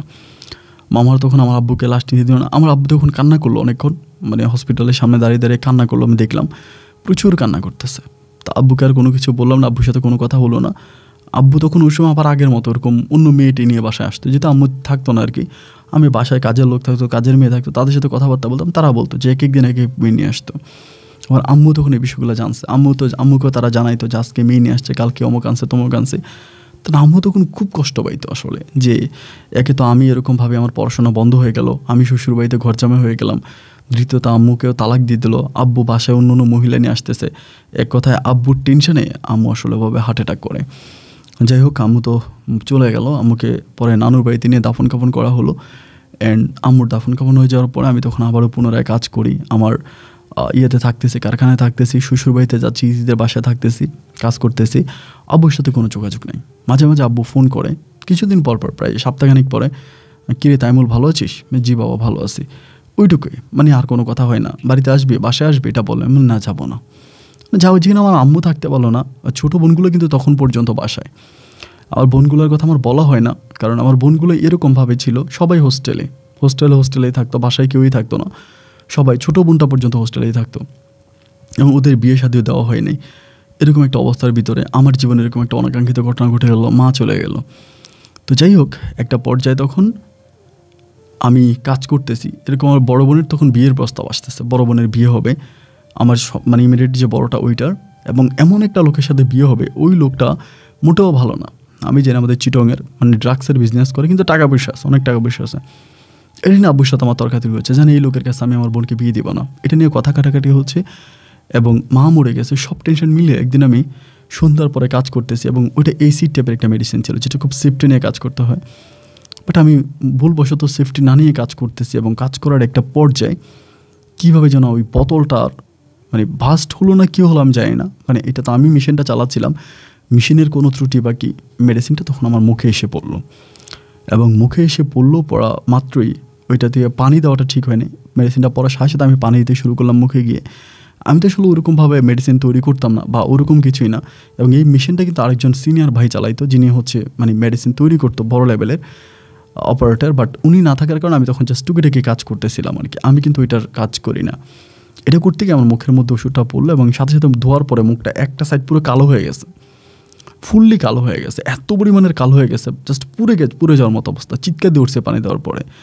আমি তখন হসপিটালে নিয়ে যাওয়া হলো, এবং ডাক্তার তখন বললো যে একটা সাইড পুড়ে গেছে, এটা খুবভাবে খারাপ অবস্থা হয়ে গেছে। আব্বু তখন হসপিটালে আসলি, আমার হাতে পায়ে ধরে কান্নাকাটি শুরু করছে, তুই বাড়িতে চল, আমি তোর মাকে হারাইছি, তোকে হারাইতে চাই না, তোর বোনগুলো বড় হয়েছে, ওদেরকে বিয়ে শাদী দিতে হবে, তুই তোর বউকে নিয়ে বাড়িতে আয়, যা হবারটা হয়েছে তুই বউ নিয়ে বাড়িতে আয়, আমি সব মেনে নিব, আমার তোর কাছে আমার আর অনুরোধ, তুই বাড়িতে আয়। আব্বু হাতে পায়ে ধরে কান্নাকাটি করতেছে, এদিক দিয়ে মামারাও বোঝাচ্ছে যে যা হবারটা হয়েছে তুই বাড়িতে যা। তো মামারা যখন বুঝাইলো, দেন বোনগুলোর মুখের দিকে তাকিয়ে আমি পুনরায় আবারও বাড়িতে আসলাম। বাড়িতে আসার পরে বাড়িতে থাকতেছি, পরে বড় যে বোনটার আছে ওই বোনটার বিয়ে হলো। ইতি তখন আমার সাথে আছে, এখানে আমার বাসায় আছে। বড় বোনটার বিয়ে হলো, তখন আব্বুর ব্যবসা বাণিজ্য টুকিটাকি দেখতেছি। ওই সময় কিন্তু আমার মুখের একটা সাইড পুরো পুড়ে গেছে আর কি। তো আমি কিন্তু খুবই অতটা না থাকলেও, অতটা হ্যান্ডসাম না থাকলেও, মোটামুটিভাবে কাপড় চোপড় পরতাম খুব ভালো করে, এবং ইতে আমাকে নিয়ে ঘুরতে অনেক পছন্দ করতো, বিভিন্ন জায়গায় যাওয়া। কিন্তু আমার এই মুখের একটা অংশ পুড়ে যাওয়ার পরে ইতে আমাকে নিয়ে আর কোথাও ঘুরতে যায় না। ইতে কিন্তু ঘোরাফেরা খুব পছন্দ করতো, বিভিন্ন জায়গায় যাইতো, ট্যুরে যাওয়াটা খুব পছন্দ করতো। এরপরে ও আর ট্যুরে যায় না, খুব কান্নাকাটি করে, বাসায় সারাক্ষণ বসে থাকে, এবং গেলে ওর বান্ধবীদের সাথে যায়, আমার সাথে কোথাও যায় না, এবং বাসার বাইরে আমাকে নিয়ে বের হয় না ও। মানুষ আমার দিকে একটু অন্যভাবে তাকিয়ে থাকে, এটা ওর পছন্দ নেই না। এবং তখন একটা চোখও কিন্তু নষ্ট হয়ে গেছিলো। তো আমার দিকে মানুষ তাকায় থাকে, এইটা আসলে ওর পছন্দ হয় না বা ওর খারাপ লাগতো, আমাকে নেওয়া যেত না। এরকম করে কয়েকটা মাস কেটে গেল। কয়েকটা মাস বলতে প্রায় বৎসর খানিকের মতো কাটছে, কিন্তু ও বেবি হয় না। মানে বেবি হওয়ার জন্য আমি প্রাণলি চেষ্টা করে যাচ্ছি, কিন্তু বেবি হয় না। আমার আব্বু বলে যে একটা বেবি হয়ে গেলে সংসারটা বসে একটা বেবি হয়ে যাক। তো একদিন আমি ইতির আম্মুর সাথে আলাপ করি, ইনি আন্টির সাথে, জানটি আপনি ইতিকে একটু ডাক্তারের কাছে নিয়ে যান, যে বাচ্চা হচ্ছে না কেন। এবং আমি ওরা ডাক্তারের কাছে নিয়ে যেতে চাই ডেফিনেটলি, যে ডাক্তারের কাছে চলো, ও ডাক্তারের কাছে যাবে না। ওরে বলি যে ডাক্তারের কাছে যাবো না, যাবা চলো তোমাকে ডাক্তার দেখো, ডাক্তারের কাছে যায় না। এবং ওর আম্মুকে যখন বললাম একইভাবে ওর আম্মুও বললো যে চল তুই ডাক্তার দেখাই তোকে। ওর আম্মু বললে ওর আম্মুর কথা শুনলো না, যে ডাক্তার দেখাবে না। কেন দেখাবে না, অ্যাকচুয়ালি সমস্যাটা কী সেটা তো আর বুঝি না। এরকম করে ওর আম্মুকে যখন আমি একটু মানে চাপ দিয়ে বললাম যে আপনাকে ডাক্তারের কাছে নিয়ে যান, ডাক্তার দেখেন যে কেন ওর এই সমস্যা, বেবি হচ্ছে না কেন। আমি আমার চেক আপ করছি, বাট আমার চেক আপে কোনো কিছু ধরা পড়ে নাই। ডাক্তার বললাম আমি পরিপূর্ণভাবে ফিট আছে, আমার কোনো সমস্যা নাই, বাট ইতি যাচ্ছে না। পরে আমার শাশুড়ি আমাকে বলে যে তাইমুল কী বলবো, এই দুনিয়াতে সজাগ ঘুমের মানুষকে জাগানো যায়, বাট সজাগের মানুষকে জাগানো যায় না। যে ঘুমের অভিনয় করে শুয়ে আছে তারা তুমি কীভাবে জাগাবা। আমি বললাম মা আমি তো আপনার কথা বুঝতেছি না, আপনি কী বলতে চাচ্ছেন, কীভাবে কী। উনি আমাকে বলে আমার মেয়ের পেটে বাচ্চা ঠিকই আসে, কিন্তু আমার মেয়ে বাচ্চা রাখে না। আমি বললাম যেমন। পরে বলো বেবি নষ্ট করে ফেলে ওষুধ খেয়ে, মেডিসিন খেয়ে বেবি নষ্ট করে ফেলে। আমি বললাম আপনি শিওর? বলে হ্যাঁ, ও প্রতি মাসে ওষুধ খাচ্ছে এবং ওষুধ খেয়ে বাচ্চা নষ্ট করতেছে। ভাই আমি তখন মানে কী যে বলবো, আমার বলার মতো আর একটা ভাষা না, আমি কথা বলতে পারতেছি না, কান্না করে দিলাম যে এটা কীভাবে সম্ভব। উনি বলে হ্যাঁ। তেমন এটা কেন করে? আমার শাশুড়ি মামাকে বলতেছে বুঝো না, একটা মেয়ে কেন বাচ্চা নষ্ট করে, হাজব্যান্ডের বাচ্চা কেন পেটে রাখে না, কারণ ও হাজব্যান্ডের সংসার করবে না। আমি বললাম কী বলেন, আমার সংসার করবে না কেন, ওকে আমাকে ছেড়ে দিবে? বলে হ্যাঁ। অলওয়েজ আমার কাছে অভিযোগ করে, কান্নাকাটি করে, তোমাকে নিয়ে বাইরে বেরোতে পারে না, তোমাকে নিয়ে বাসার বাইরে যেতে পারে না, তোমাকে দেখলে খারাপ লাগে, তোমার সাথে সংসার করবে না, এই সেই এগুলো ও বলে। বলার পরে তোমার সাথে চলাফেরা করতে পারবে না, কান্নাকাটি করে এগুলো। এবং তোমাকে তার প্রথম থেকে পছন্দ ছিল না, সে তার বয়ফ্রেন্ডের সাথে রাগ করে তোমার সাথে সম্পর্কে গেছে। এখন তুমি তো একটা খাটো ছিলা, স্বাস্থ্য ভালো ছিল না, তার উপরে আবার মুখের অর্ধেক পোড়া, তোমার মতো ছেলের সাথে তো যায় না। এগুলো আমার শাশুড়ি আমাকে বললো, খুবই কান্না আসছে ভাই, এত কষ্ট লাগছে আসলে আল্লাহ ছাড়া দুনিয়ার কাউকে বুঝাতে পারবো না। বাসায় এসে ইচ্ছা মতো কান্না করছে যে আল্লাহ তুমি কি এরকম কেন বানাইলা। তো অলওয়েজ মন খারাপ করে থাকি, খুব একটা কথা বলি না, অলওয়েজ মন খারাপ। তো আমাদের বাসায় একটা কাজের ছিল ওই সময়, ছিল রনি নামের, ওর সাথে আমার সম্পর্কটা মোটামুটি একটু ভালো ছিল আর কি। আমাদের বাসায় কাজই করতো, ড্রাইভিং করতো, আমার কাজও করতো। তো ওর সাথে ফ্রেন্ডলি মাঝে মাঝে কিছু বিষয় শেয়ার করতাম। তো ওর সাথে আমি তখন এই বিষয়টা শেয়ার করলাম যে আমার এই চেহারাটার কারণে মনে হয় তোর ভাবি আমার সাথে থাকবে না। এই কথাটা সম্ভবত রনি আমার আব্বুকে বলে দিছে। আব্বু একদিন আমাকে বলতেছে যে তাইমুল একটা কাজ কর, দেশের বাইরে গিয়ে সার্জারিটা করে ফেল, মানে চেহারাটা সার্জারি করে ঠিক করে ফেল। আমি বললাম যে কেন? আমার আব্বু বলে অ্যাটলিস্ট বউকে রাখার জন্য, তোর বউ তো তোর সাথে থাকবে না, চেহারাটা সার্জারি করে এটা ঠিক কর। আব্বু যখন আমাকে কথাটা বললো, আমি তখন বাসায় শুয়ে আছি ইতির পাশে।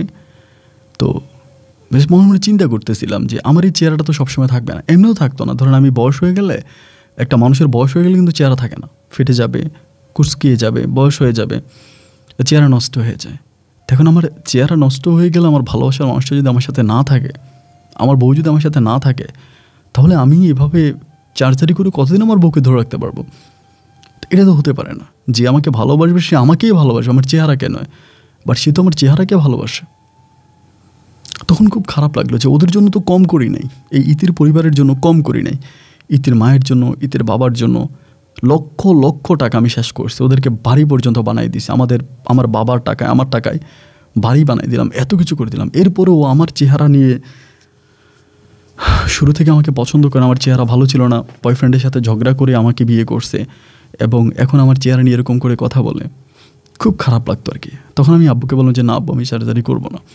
আব্বু খুবভাবে ধরলো যে তো আঙ্কেলের সাথে কথা বলছে, সিঙ্গাপুরে গিয়ে সার্জারিটা করে। আমি বললাম যে আমি করবো না, তুমি যতই বলো আব্বু আমি করবো না, এবং আমি প্লাস্টিক সার্জারি করি না আর কি, এভাবে রাখছি। এবং ইতিও কিন্তু আমাকে সার্জারি করতে বলে না, ও কিন্তু আমাকে একটাবারের জন্য বলে না যে তুমি যাও প্লাস্টিক সার্জারি করো বা চেহারাটা ঠিক করে না, আমাকে বলে না। ওর মতো করে ও আমার কাছ থেকে একটু স্পেস বজায় রাখে। আমি ধরলে স্ত্রী মানে যতটুকু শারীরিক চাহিদা অতটুকু আমাকে দেয়, মানে দেয় বলতে খুব আমাকে জোর করে একরকম নিতে হয়, ওভাবে কিন্তু অতটা ফ্রি না। যাই হোক, এরকম করে তখন পাচ্ছি, আর কি আর করা।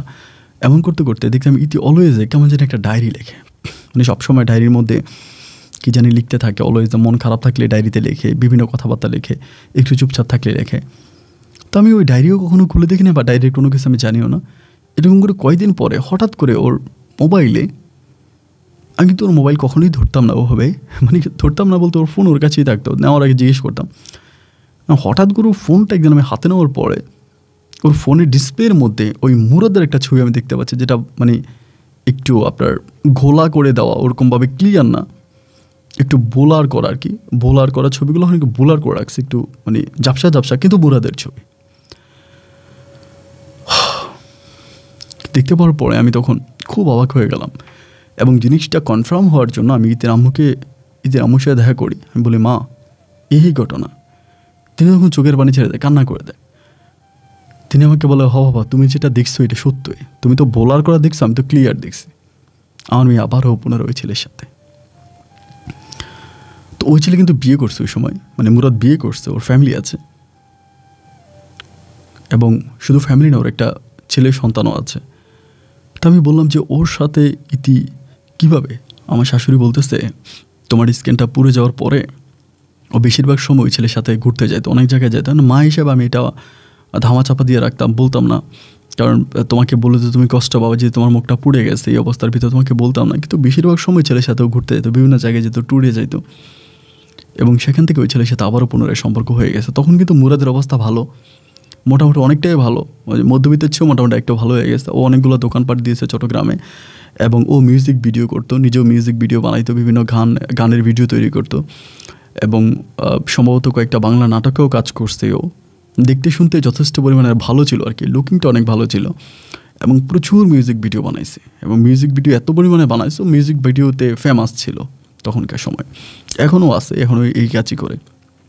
পরে আমি তখন যতভাবেই হচ্ছে দেখলাম যে না, ইতি একটু একটু একটু একটু করে ওর প্রতি ঝুঁকে যাচ্ছে, অলওয়েজ ওই ছেলের সাথে কথা বলে। তখন তো সন্দেহ করতাম না বলে ফলো করতাম না, বাট এখন সন্দেহ করি, দেন ফলো করি, এবং ফলো করলে দেখতে পাই হঠাৎ করে মাঝে মাঝে বলে আমি বাসায় যাচ্ছি, আম্মুর বাসায় যাচ্ছি।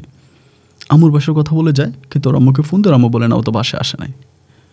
তো যেহেতু আম্মুর কথা বলে বাসা থেকে বের হয়েছে, বাসায় জানে তো কোথায় গেছে এটা বুঝে যায়। এভাবে 1 দিন 2 দিন 3 দিন 4 দিন অনেক দিন পর্যন্ত এরকম করে। বেশ কয়েকটা মাস কেটে গেল। একদিন হঠাৎ করে ওই ডায়েরিটা আমি পড়তে শুরু করলাম। তো ডায়েরিটা আসলে আমি ওভাবেই পড়িনি, হাতে নেওয়ার পরে ভাবলাম যে এটা একটু পড়ি। ওদিন বাসায় ছিল না, ওর অনুমতি ছাড়া ডায়েরিটা আমার পড়া ঠিক হয় না। আমি সরি, এখনও তার কাছে আমি ক্ষমা চাই আপনার মাধ্যমে, যে আমি ডায়েরিটা পড়তে চাইনি, কিন্তু ডায়েরিটা আমার পড়া হয়ে গেছে। আনপার্সোনেটলি আমি ডায়েরিটা পড়েছি, এবং ডায়েরির পড়তে পড়তে আমি একটা পর্যায়ে দেখলাম যে বিভিন্ন পেজে একটা জিনিসে লেখা, আমার জীবনের শেষ ইচ্ছা তোমাকে স্বামী হিসাবে পাওয়া। মুরাদ, আমার জীবনের শেষ ইচ্ছা তোমাকে স্বামী হিসাবে পাওয়া। আমি যদি তোমাকে স্বামী হিসাবে পাই, তবে আমার জীবনে আর কোনো চাওয়া নেই। এই জিনিসগুলো লিখতেছে বেশিরভাগ সময়। তো এবং এরই মাঝে কিছুদিন কেটে যাওয়ার পরে আমি আরেকটা জিনিসও জানতে পারলাম, ওর বউকে কিন্তু ছেড়ে দিছে। মানে মুরাদ ছেড়ে দিছে বলতে তার বউ চলে গেছে অলরেডি। এই কারণে এই যে বেশিরভাগ সময় রাতে বাইরে থাকতো, ইতির সাথে থাকতো, বা ইতির সাথে উঠানো ছবি টবিগুলো দেখার পরে তার বউ তাকে ছেড়ে দিয়ে চলে গেছে। তখন সে বাচ্চাটা নিয়ে আছে মুরাদ। এবং এটাও দেখতে পেলাম যে তার ডায়েরিতে এটা লিখছে যে আমার জীবনের শেষ ইচ্ছা তোমাকে স্বামী হিসাবে পাওয়া। এটা আল্লাহ তাআলার কাছে আমার শেষ চাওয়া। এটাও ডায়েরির বিভিন্ন পাতায় জিনিসটা লিখে রাখছে। তখন আসলে একটা হাজব্যান্ডের জন্য, একটা স্বামীর জন্য যে এটা কতটা কষ্টকর, এটা একজন স্বামী ছাড়া কেউ বুঝবে না, পৃথিবীর কাউকেই বোঝানো সম্ভব না। আমি তখন অজরে কান্না করেই যখন হজ আসতেছে, মানে হজের মৌসুম, ভাবলাম ও তো আমার বউ, ওকে আমি ছেড়ে দিব, যেহেতু মুরাদের কাছে যেতে চাই, কিন্তু একটাবার তার নিয়ে হজ করে আসি, আল্লাহর কাবা ঘরটা দেখে আসি, এরপরে আর বিয়ে না করলে না করব। পরে তার নিয়ে আমি হজে গেলাম। হজে যাওয়ার জন্য তারা অফার করলাম, সে রাজি হলো, ঠিক আছে যাবে। এবং এতে ইতির মাও খুব খুশি হলো যে হজে গেলে হয়তো আমাদের মাঝে সম্পর্কটা ঠিক হয়ে যাবে। ইতির মা বলতেছে যে আল্লাহ হয়তো রহমত করবে। তাই আমি তার নিয়ে হজে গেলাম। পরে হজ করলাম বলতে হজ করার আগের দিন আর কি হজে যাব। তো ওই দিন রাতের বেলা ওর সাথে আমি বুকে জড়িয়ে ধরে ঘুমায় আসি, মানে শুয়ে আছি। আমি তখন চোখের পানি পড়তেছে। ও আমাকে বলে, কী হয়েছে তোমার চোখে? আমি বললাম যে বুঝলাম না, চোখের মধ্যে কি জানি পড়ছে। আমি সৌদি আরব আসার পর থেকেই প্রচুর কান্না কিন্তু করতেছে, ওর কিন্তু বুঝতে দেয় না। পরের দিন দুজনে হজে গেলাম। হজ শেষের দিন আর কি, পুরো হজের কাজ কমপ্লিট হওয়ার পরে শেষের দিন, একদম শেষে বিকালবেলা মক্কা নগরীতে বসে আছি, কাবা ঘরের কাছাকাছি। ওরে বললাম, বউ তুমি তো হজ করলা, তো প্রত্যেকটা মানুষ হজ করলে তার একটা চাওয়া থাকে, তোমার এই হজের চাওয়াটা কি? ও তখন আমাকে বলে, আমার শেষ একটা চাওয়া আছে, জীবনের শেষ একটা ইচ্ছা আল্লাহ যদি এটা পূরণ করে, এবং এটা পূরণ করবে বলে এই বিশ্বাস নিয়ে আমি হজে আসছি। আমার ভিতরে তখন মনে হয়ে গেল, আমি তো ডায়েরি পাতায় দেখেছি ওর শেষ ইচ্ছাটা কি। ওর শেষ ইচ্ছা ছিল মুরাদকে বিয়ে করা, আর শেষ ইচ্ছাটা পূরণ করতে পারতেছে না, তার একমাত্র কারণ হচ্ছে আমি ওর হাজব্যান্ড হিসাবে আছি। আমি যদি ওর হাজব্যান্ড হিসাবে না থাকি তাহলে তার জীবনের শেষ ইচ্ছাটা কিন্তু পূরণ হয়ে যায়। আমি তখন বললাম যে, বউ আল্লাহ কিন্তু তোমার দোয়া কবুল করছে। আকেল মানি? আমি বললাম, হ্যাঁ, এই মাত্র আমি নিউজ পাইছি, আমি মাত্র খবর পাইলাম যে আল্লাহ তোমার দোয়া কবুল করছে এবং এখনই তোমার দোয়া কবুল হয়ে গেছে। আকেল কী বলে, তুমি পাগল হয়ে গেছো না? কেউ না না বউ, পাগল হয়নি, সত্যি তো, সত্যি বউ, প্রমাণ চাও? ও বলে, হ্যাঁ প্রমাণ চাই, দেখাও। আমি বললাম, 1 তালাক, 2 তালাক থেকে শুরু করে তালাকের যে কার্যক্রমগুলো মুখের মাধ্যমে দেওয়া হয় তা শেষ করলাম। আমার দিকে তাকে বলছে, এটা কী করলা? তোমাকে তালাক দিলাম। সাথে 2 জন লোক ছিল, বাঙালি সম্ভবত, তারা একটু বয়স্ক, তাদেরকে ডাক দিলাম যে, ভাই আমার নাম অমুক, আমার বউর নাম অমুক, আমি আপনাদেরকে সাক্ষী রেখে আমার বউকে আমি তালাক করলাম। তারাও তখন অবাক যে, কী বলেন এটা? আপনি কাবা করে আসছেন বউ নিয়ে হজ করার জন্য, এটা কি? মানে ও তখন একটু কান্নাই করে দিল। তো সে রাতে আমাদের মানে হজের ফ্লাইট ছিল না, অন্য ফ্লাইটে আমি ফ্লাইট কনফার্ম করে তাকে নিয়ে চলে আসছে সৌদি আরব থেকে। বিমানে এসে বসে আছে পাশে, বলে, কী করলা তুমি? তুমি বাংলাদেশে গিয়ে আমাকে আবার বিয়ে করবা হুজুরটাকে? আমি বললাম, না, তুমি হজ করবা আর তোমার ইচ্ছা পূরণ হবে না তা তো হতে পারে না। হজ করলে মানুষের ইচ্ছা পূরণ হয়, তোমারও ইচ্ছা পূরণ হয়েছে, আল্লাহ তোমার ইচ্ছা পূরণ করছে, তোমার শেষ ইচ্ছা পূরণ করছে। ও আমাকে বলে, তুমি কী করে জানো যেটা আমার শেষ ইচ্ছা? আমি তখন বললাম, তোমার ডায়েরির পাতার প্রতিটা অক্ষর আমি পড়েছি। ও আমাকে বলে, আমার অনুমতি ছাড়া আমার ডায়েরিতে হাত কেন দিয়েছ? আমি তখন বলেছি, বউ সরি, জীবনে যদি অন্যায় করে থাকে আমার জানা মতে একটা অন্যায় করছে, তোমার অনুমতি ছাড়া তোমার ডায়েরি পড়েছে, মাফ করে দিও। এরপর থেকে চুপ হয়ে গেছে। বাসায় আসছি আমি, আমার প্লেন থেকে নামার পরে আমি আমার বাসায় চট্টগ্রামে গেছি। ও তখন আলাদা একটা গাড়ি নিয়ে ওদের বাসায় চলে গেছে, ওদের এখানে। ওর আম্মু ফোন করে জিজ্ঞেস করলো যে, তাইমুল এটা কি সত্য? আমি বললাম, জি মা। উনি আমাকে বলে, তুমি কি শিওর? আমি বললাম, জি হ্যাঁ। কাবিনে টাকাটা দিয়ে দিলাম। দিয়ে দেওয়ার পরে এমন হয় কয়েক মাস পরেই ওই ছেলেকে বিয়ে করে ফেলে, মুরাদকে বিয়ে করে, এবং ওই ছেলের সাথে এখন সুখে আছে। এরপর থেকে অনেকগুলো বছর কেটে গেল, আমি আমার জীবনে নতুন কোনো সঙ্গী নিলাম না। আব্বু বারবার বলে, বিয়ে কর, বিয়ে কর। আমি আমার আব্বুরে বলি, তুমি বিয়ে করো। আমার আব্বা বলে, তুই বিয়ে কর। আমি বলি, তুমি করো। আমি প্রায় প্রতিদিন আপনার গল্পগুলো শুনি, আমার আব্বু দেখে। আমার আব্বু মাঝে মাঝে বলে, কাকে শুনিস? যে একটা ছেলে আছে কুমিল্লার, গল্প বলে, আপন ভাই ভালো লাগে। তো আপনার কথাগুলো শুনে আমার আব্বা মাঝে মাঝে বসে থাকে, এবং ইদানিং আমার আব্বু আপনার অনেক বড় ফ্রেন্ড হয়ে গেছে। আমার আব্বা আপনার গল্পগুলো শুনে, আমিও শুনে, বাবাও শুনে। তো এখন আমাদের ব্যবসা আসলে আগের মতো নাই, আমাদের শিপইয়ার্ডের ব্যবসা বন্ধ হয়ে গেছে। ওভাবে ব্যবসা বাণিজ্য প্রায় সবই বন্ধ। তার যেটা আছে, নিচে কয়েকটা বাড়ি আছে ভাড়া পাচ্ছি, ওটা দিয়ে আব্বা আমি চলতেছি। আব্বা অনেক বয়স হয়ে গেছে, নিজের কাছে যা জমানো শেষ কিছু টাকা ছিল ওই টাকাটা কাজে লাগাচ্ছি। যে জায়গায় প্রিয় মানুষটাকে শেষবারের মতো বিদায় জানিয়েছি, সে জায়গায় প্রতি বছরে সম্ভব 5-6 জন মানুষকে পাঠানোর চেষ্টা করি, আমি আর বাবা মিলে হজে পাঠাই। আমি আর আব্বাও হজ করেছি, পরে আবার পুনরায় আমি হজে গিয়েছি, আমি আর আব্বা। এরপরে বিভিন্ন সময় আমি বিভিন্ন লোকদেরকে, যাদের হজ করার সামর্থ্য নেই, তাদেরকে হজে পাঠাই। আমার আর আমার বাবার অর্থায়ন, আমাদের নিজের খরচে এ পর্যন্ত প্রায় 30 জনের মতো মানুষ আমি সৌদি আরবে হজ করিয়েছি। তো আমার ইচ্ছা আছে, আল্লাহ যদি কবুল করে, আমার আপনাকেও একবার কাবাগর দেখিয়ে আনার ইচ্ছা আছে। যদি আপনি যেতে চান আমাকে যদি বলেন, আমি আপনাকে সাথে করে নিয়ে যাব। এখন ভাই গল্পটা যদি পড়েন খুশি হব। রাতের শেষ অংশে আকাশে শুয়ে তারা দেখতে দেখতে আপনার মুখে আমার জীবনের গল্পগুলো শুনলে আমার ভালো লাগবে। যদি চট্টগ্রামে কখনো আসেন অবশ্যই আমার সাথে দেখা করবেন। আমি আমার বাসার ফুল ঠিকানা আপনাকে দিলাম, ফোন নাম্বার সহ। ভালো থাকবেন। আসসালামু আলাইকুম।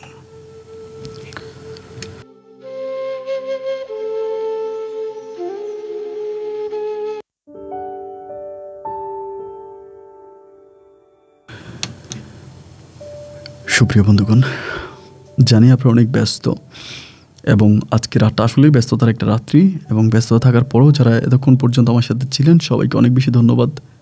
এবং গল্পটা জানি না আপনার কাছে কেমন লেগেছে, বাট আমার এই জায়গাটায় টাচ করছে। আমি আমার অনুষ্ঠানের বেশিরভাগ মানুষগুলোকে আমি হাইড করি, মানে যেটা আমার অনুষ্ঠানের সবচেয়ে বড় রুলস। আমি যাদের গল্প তাদেরকে প্রেজেন্ট করি না, কারণ তাদেরকে প্রেজেন্ট করলে বা তাদের ফুল ডিটেলস দিলে আমার অনুষ্ঠানটা হয়তো আজকে 843 পর্ব পর্যন্ত আমি করতে পারতাম না, সম্ভব হতো না। কেন হতো না এটা আপনারাও ভালো করে জানেন, কারণ শুধু ফেস দূরের কথা, আমি যাদের কণ্ঠ নিয়েছি তারাও অনেকবার রিকোয়েস্ট করে আপন ভাই গল্প ডিলেট করেন, এবং প্রতিটা মুহূর্তে গল্প ডিলেট করার অভিযোগ থেকে মানে অনুরোধ থেকেই থাকে যে এটা আমার পারিবারিকভাবে সমস্যা হচ্ছে। তো যার জন্য কাউকে প্রেজেন্ট করি না, করতেও চাই না। কিন্তু এই তাইমুল ভাইয়ের সাথে আমি দেখা করব, যদিও ওনার ডিটেলস আমি দেবো না, এটাই যে তাইমুল ভাই, কিন্তু ওনার সাথে একদিন দেখা করে আমি আমার এই চ্যানেলের স্টোরিতে এবং আমার ফেসবুক পেজে আমি ওনার সাথে ওঠানো কিছু ছবি পোস্ট করবো, খুব রিসেন্ট, এবং এটা রমজান মাসের মধ্যে হবে। আমি চেষ্টা করবো চিরঙ্গে গিয়ে মানুষটার সাথে অন্তত বুক মিলানোর জন্য। কেমন জানি বুকে খুব কষ্ট হচ্ছে, ওনার সাথে বুকটা মিলাইতে পারলে বুকটা একটু হালকা হবে। সবাই ভালো থাকবেন, সুস্থ থাকবেন, আপনাদের সুস্থ থাকার প্রত্যাশা আমি আপন বিদায় নিচ্ছি। তবে হ্যাঁ, একটা রিকোয়েস্ট করে যাচ্ছি, রমজান মাস সবাই রোজা রাখার জন্য চেষ্টা করবেন, কারণ এরপরে রমজানে হয়তো আমি নাও থাকতে পারি। আসসালামু আলাইকুম, আল্লাহ হাফেজ।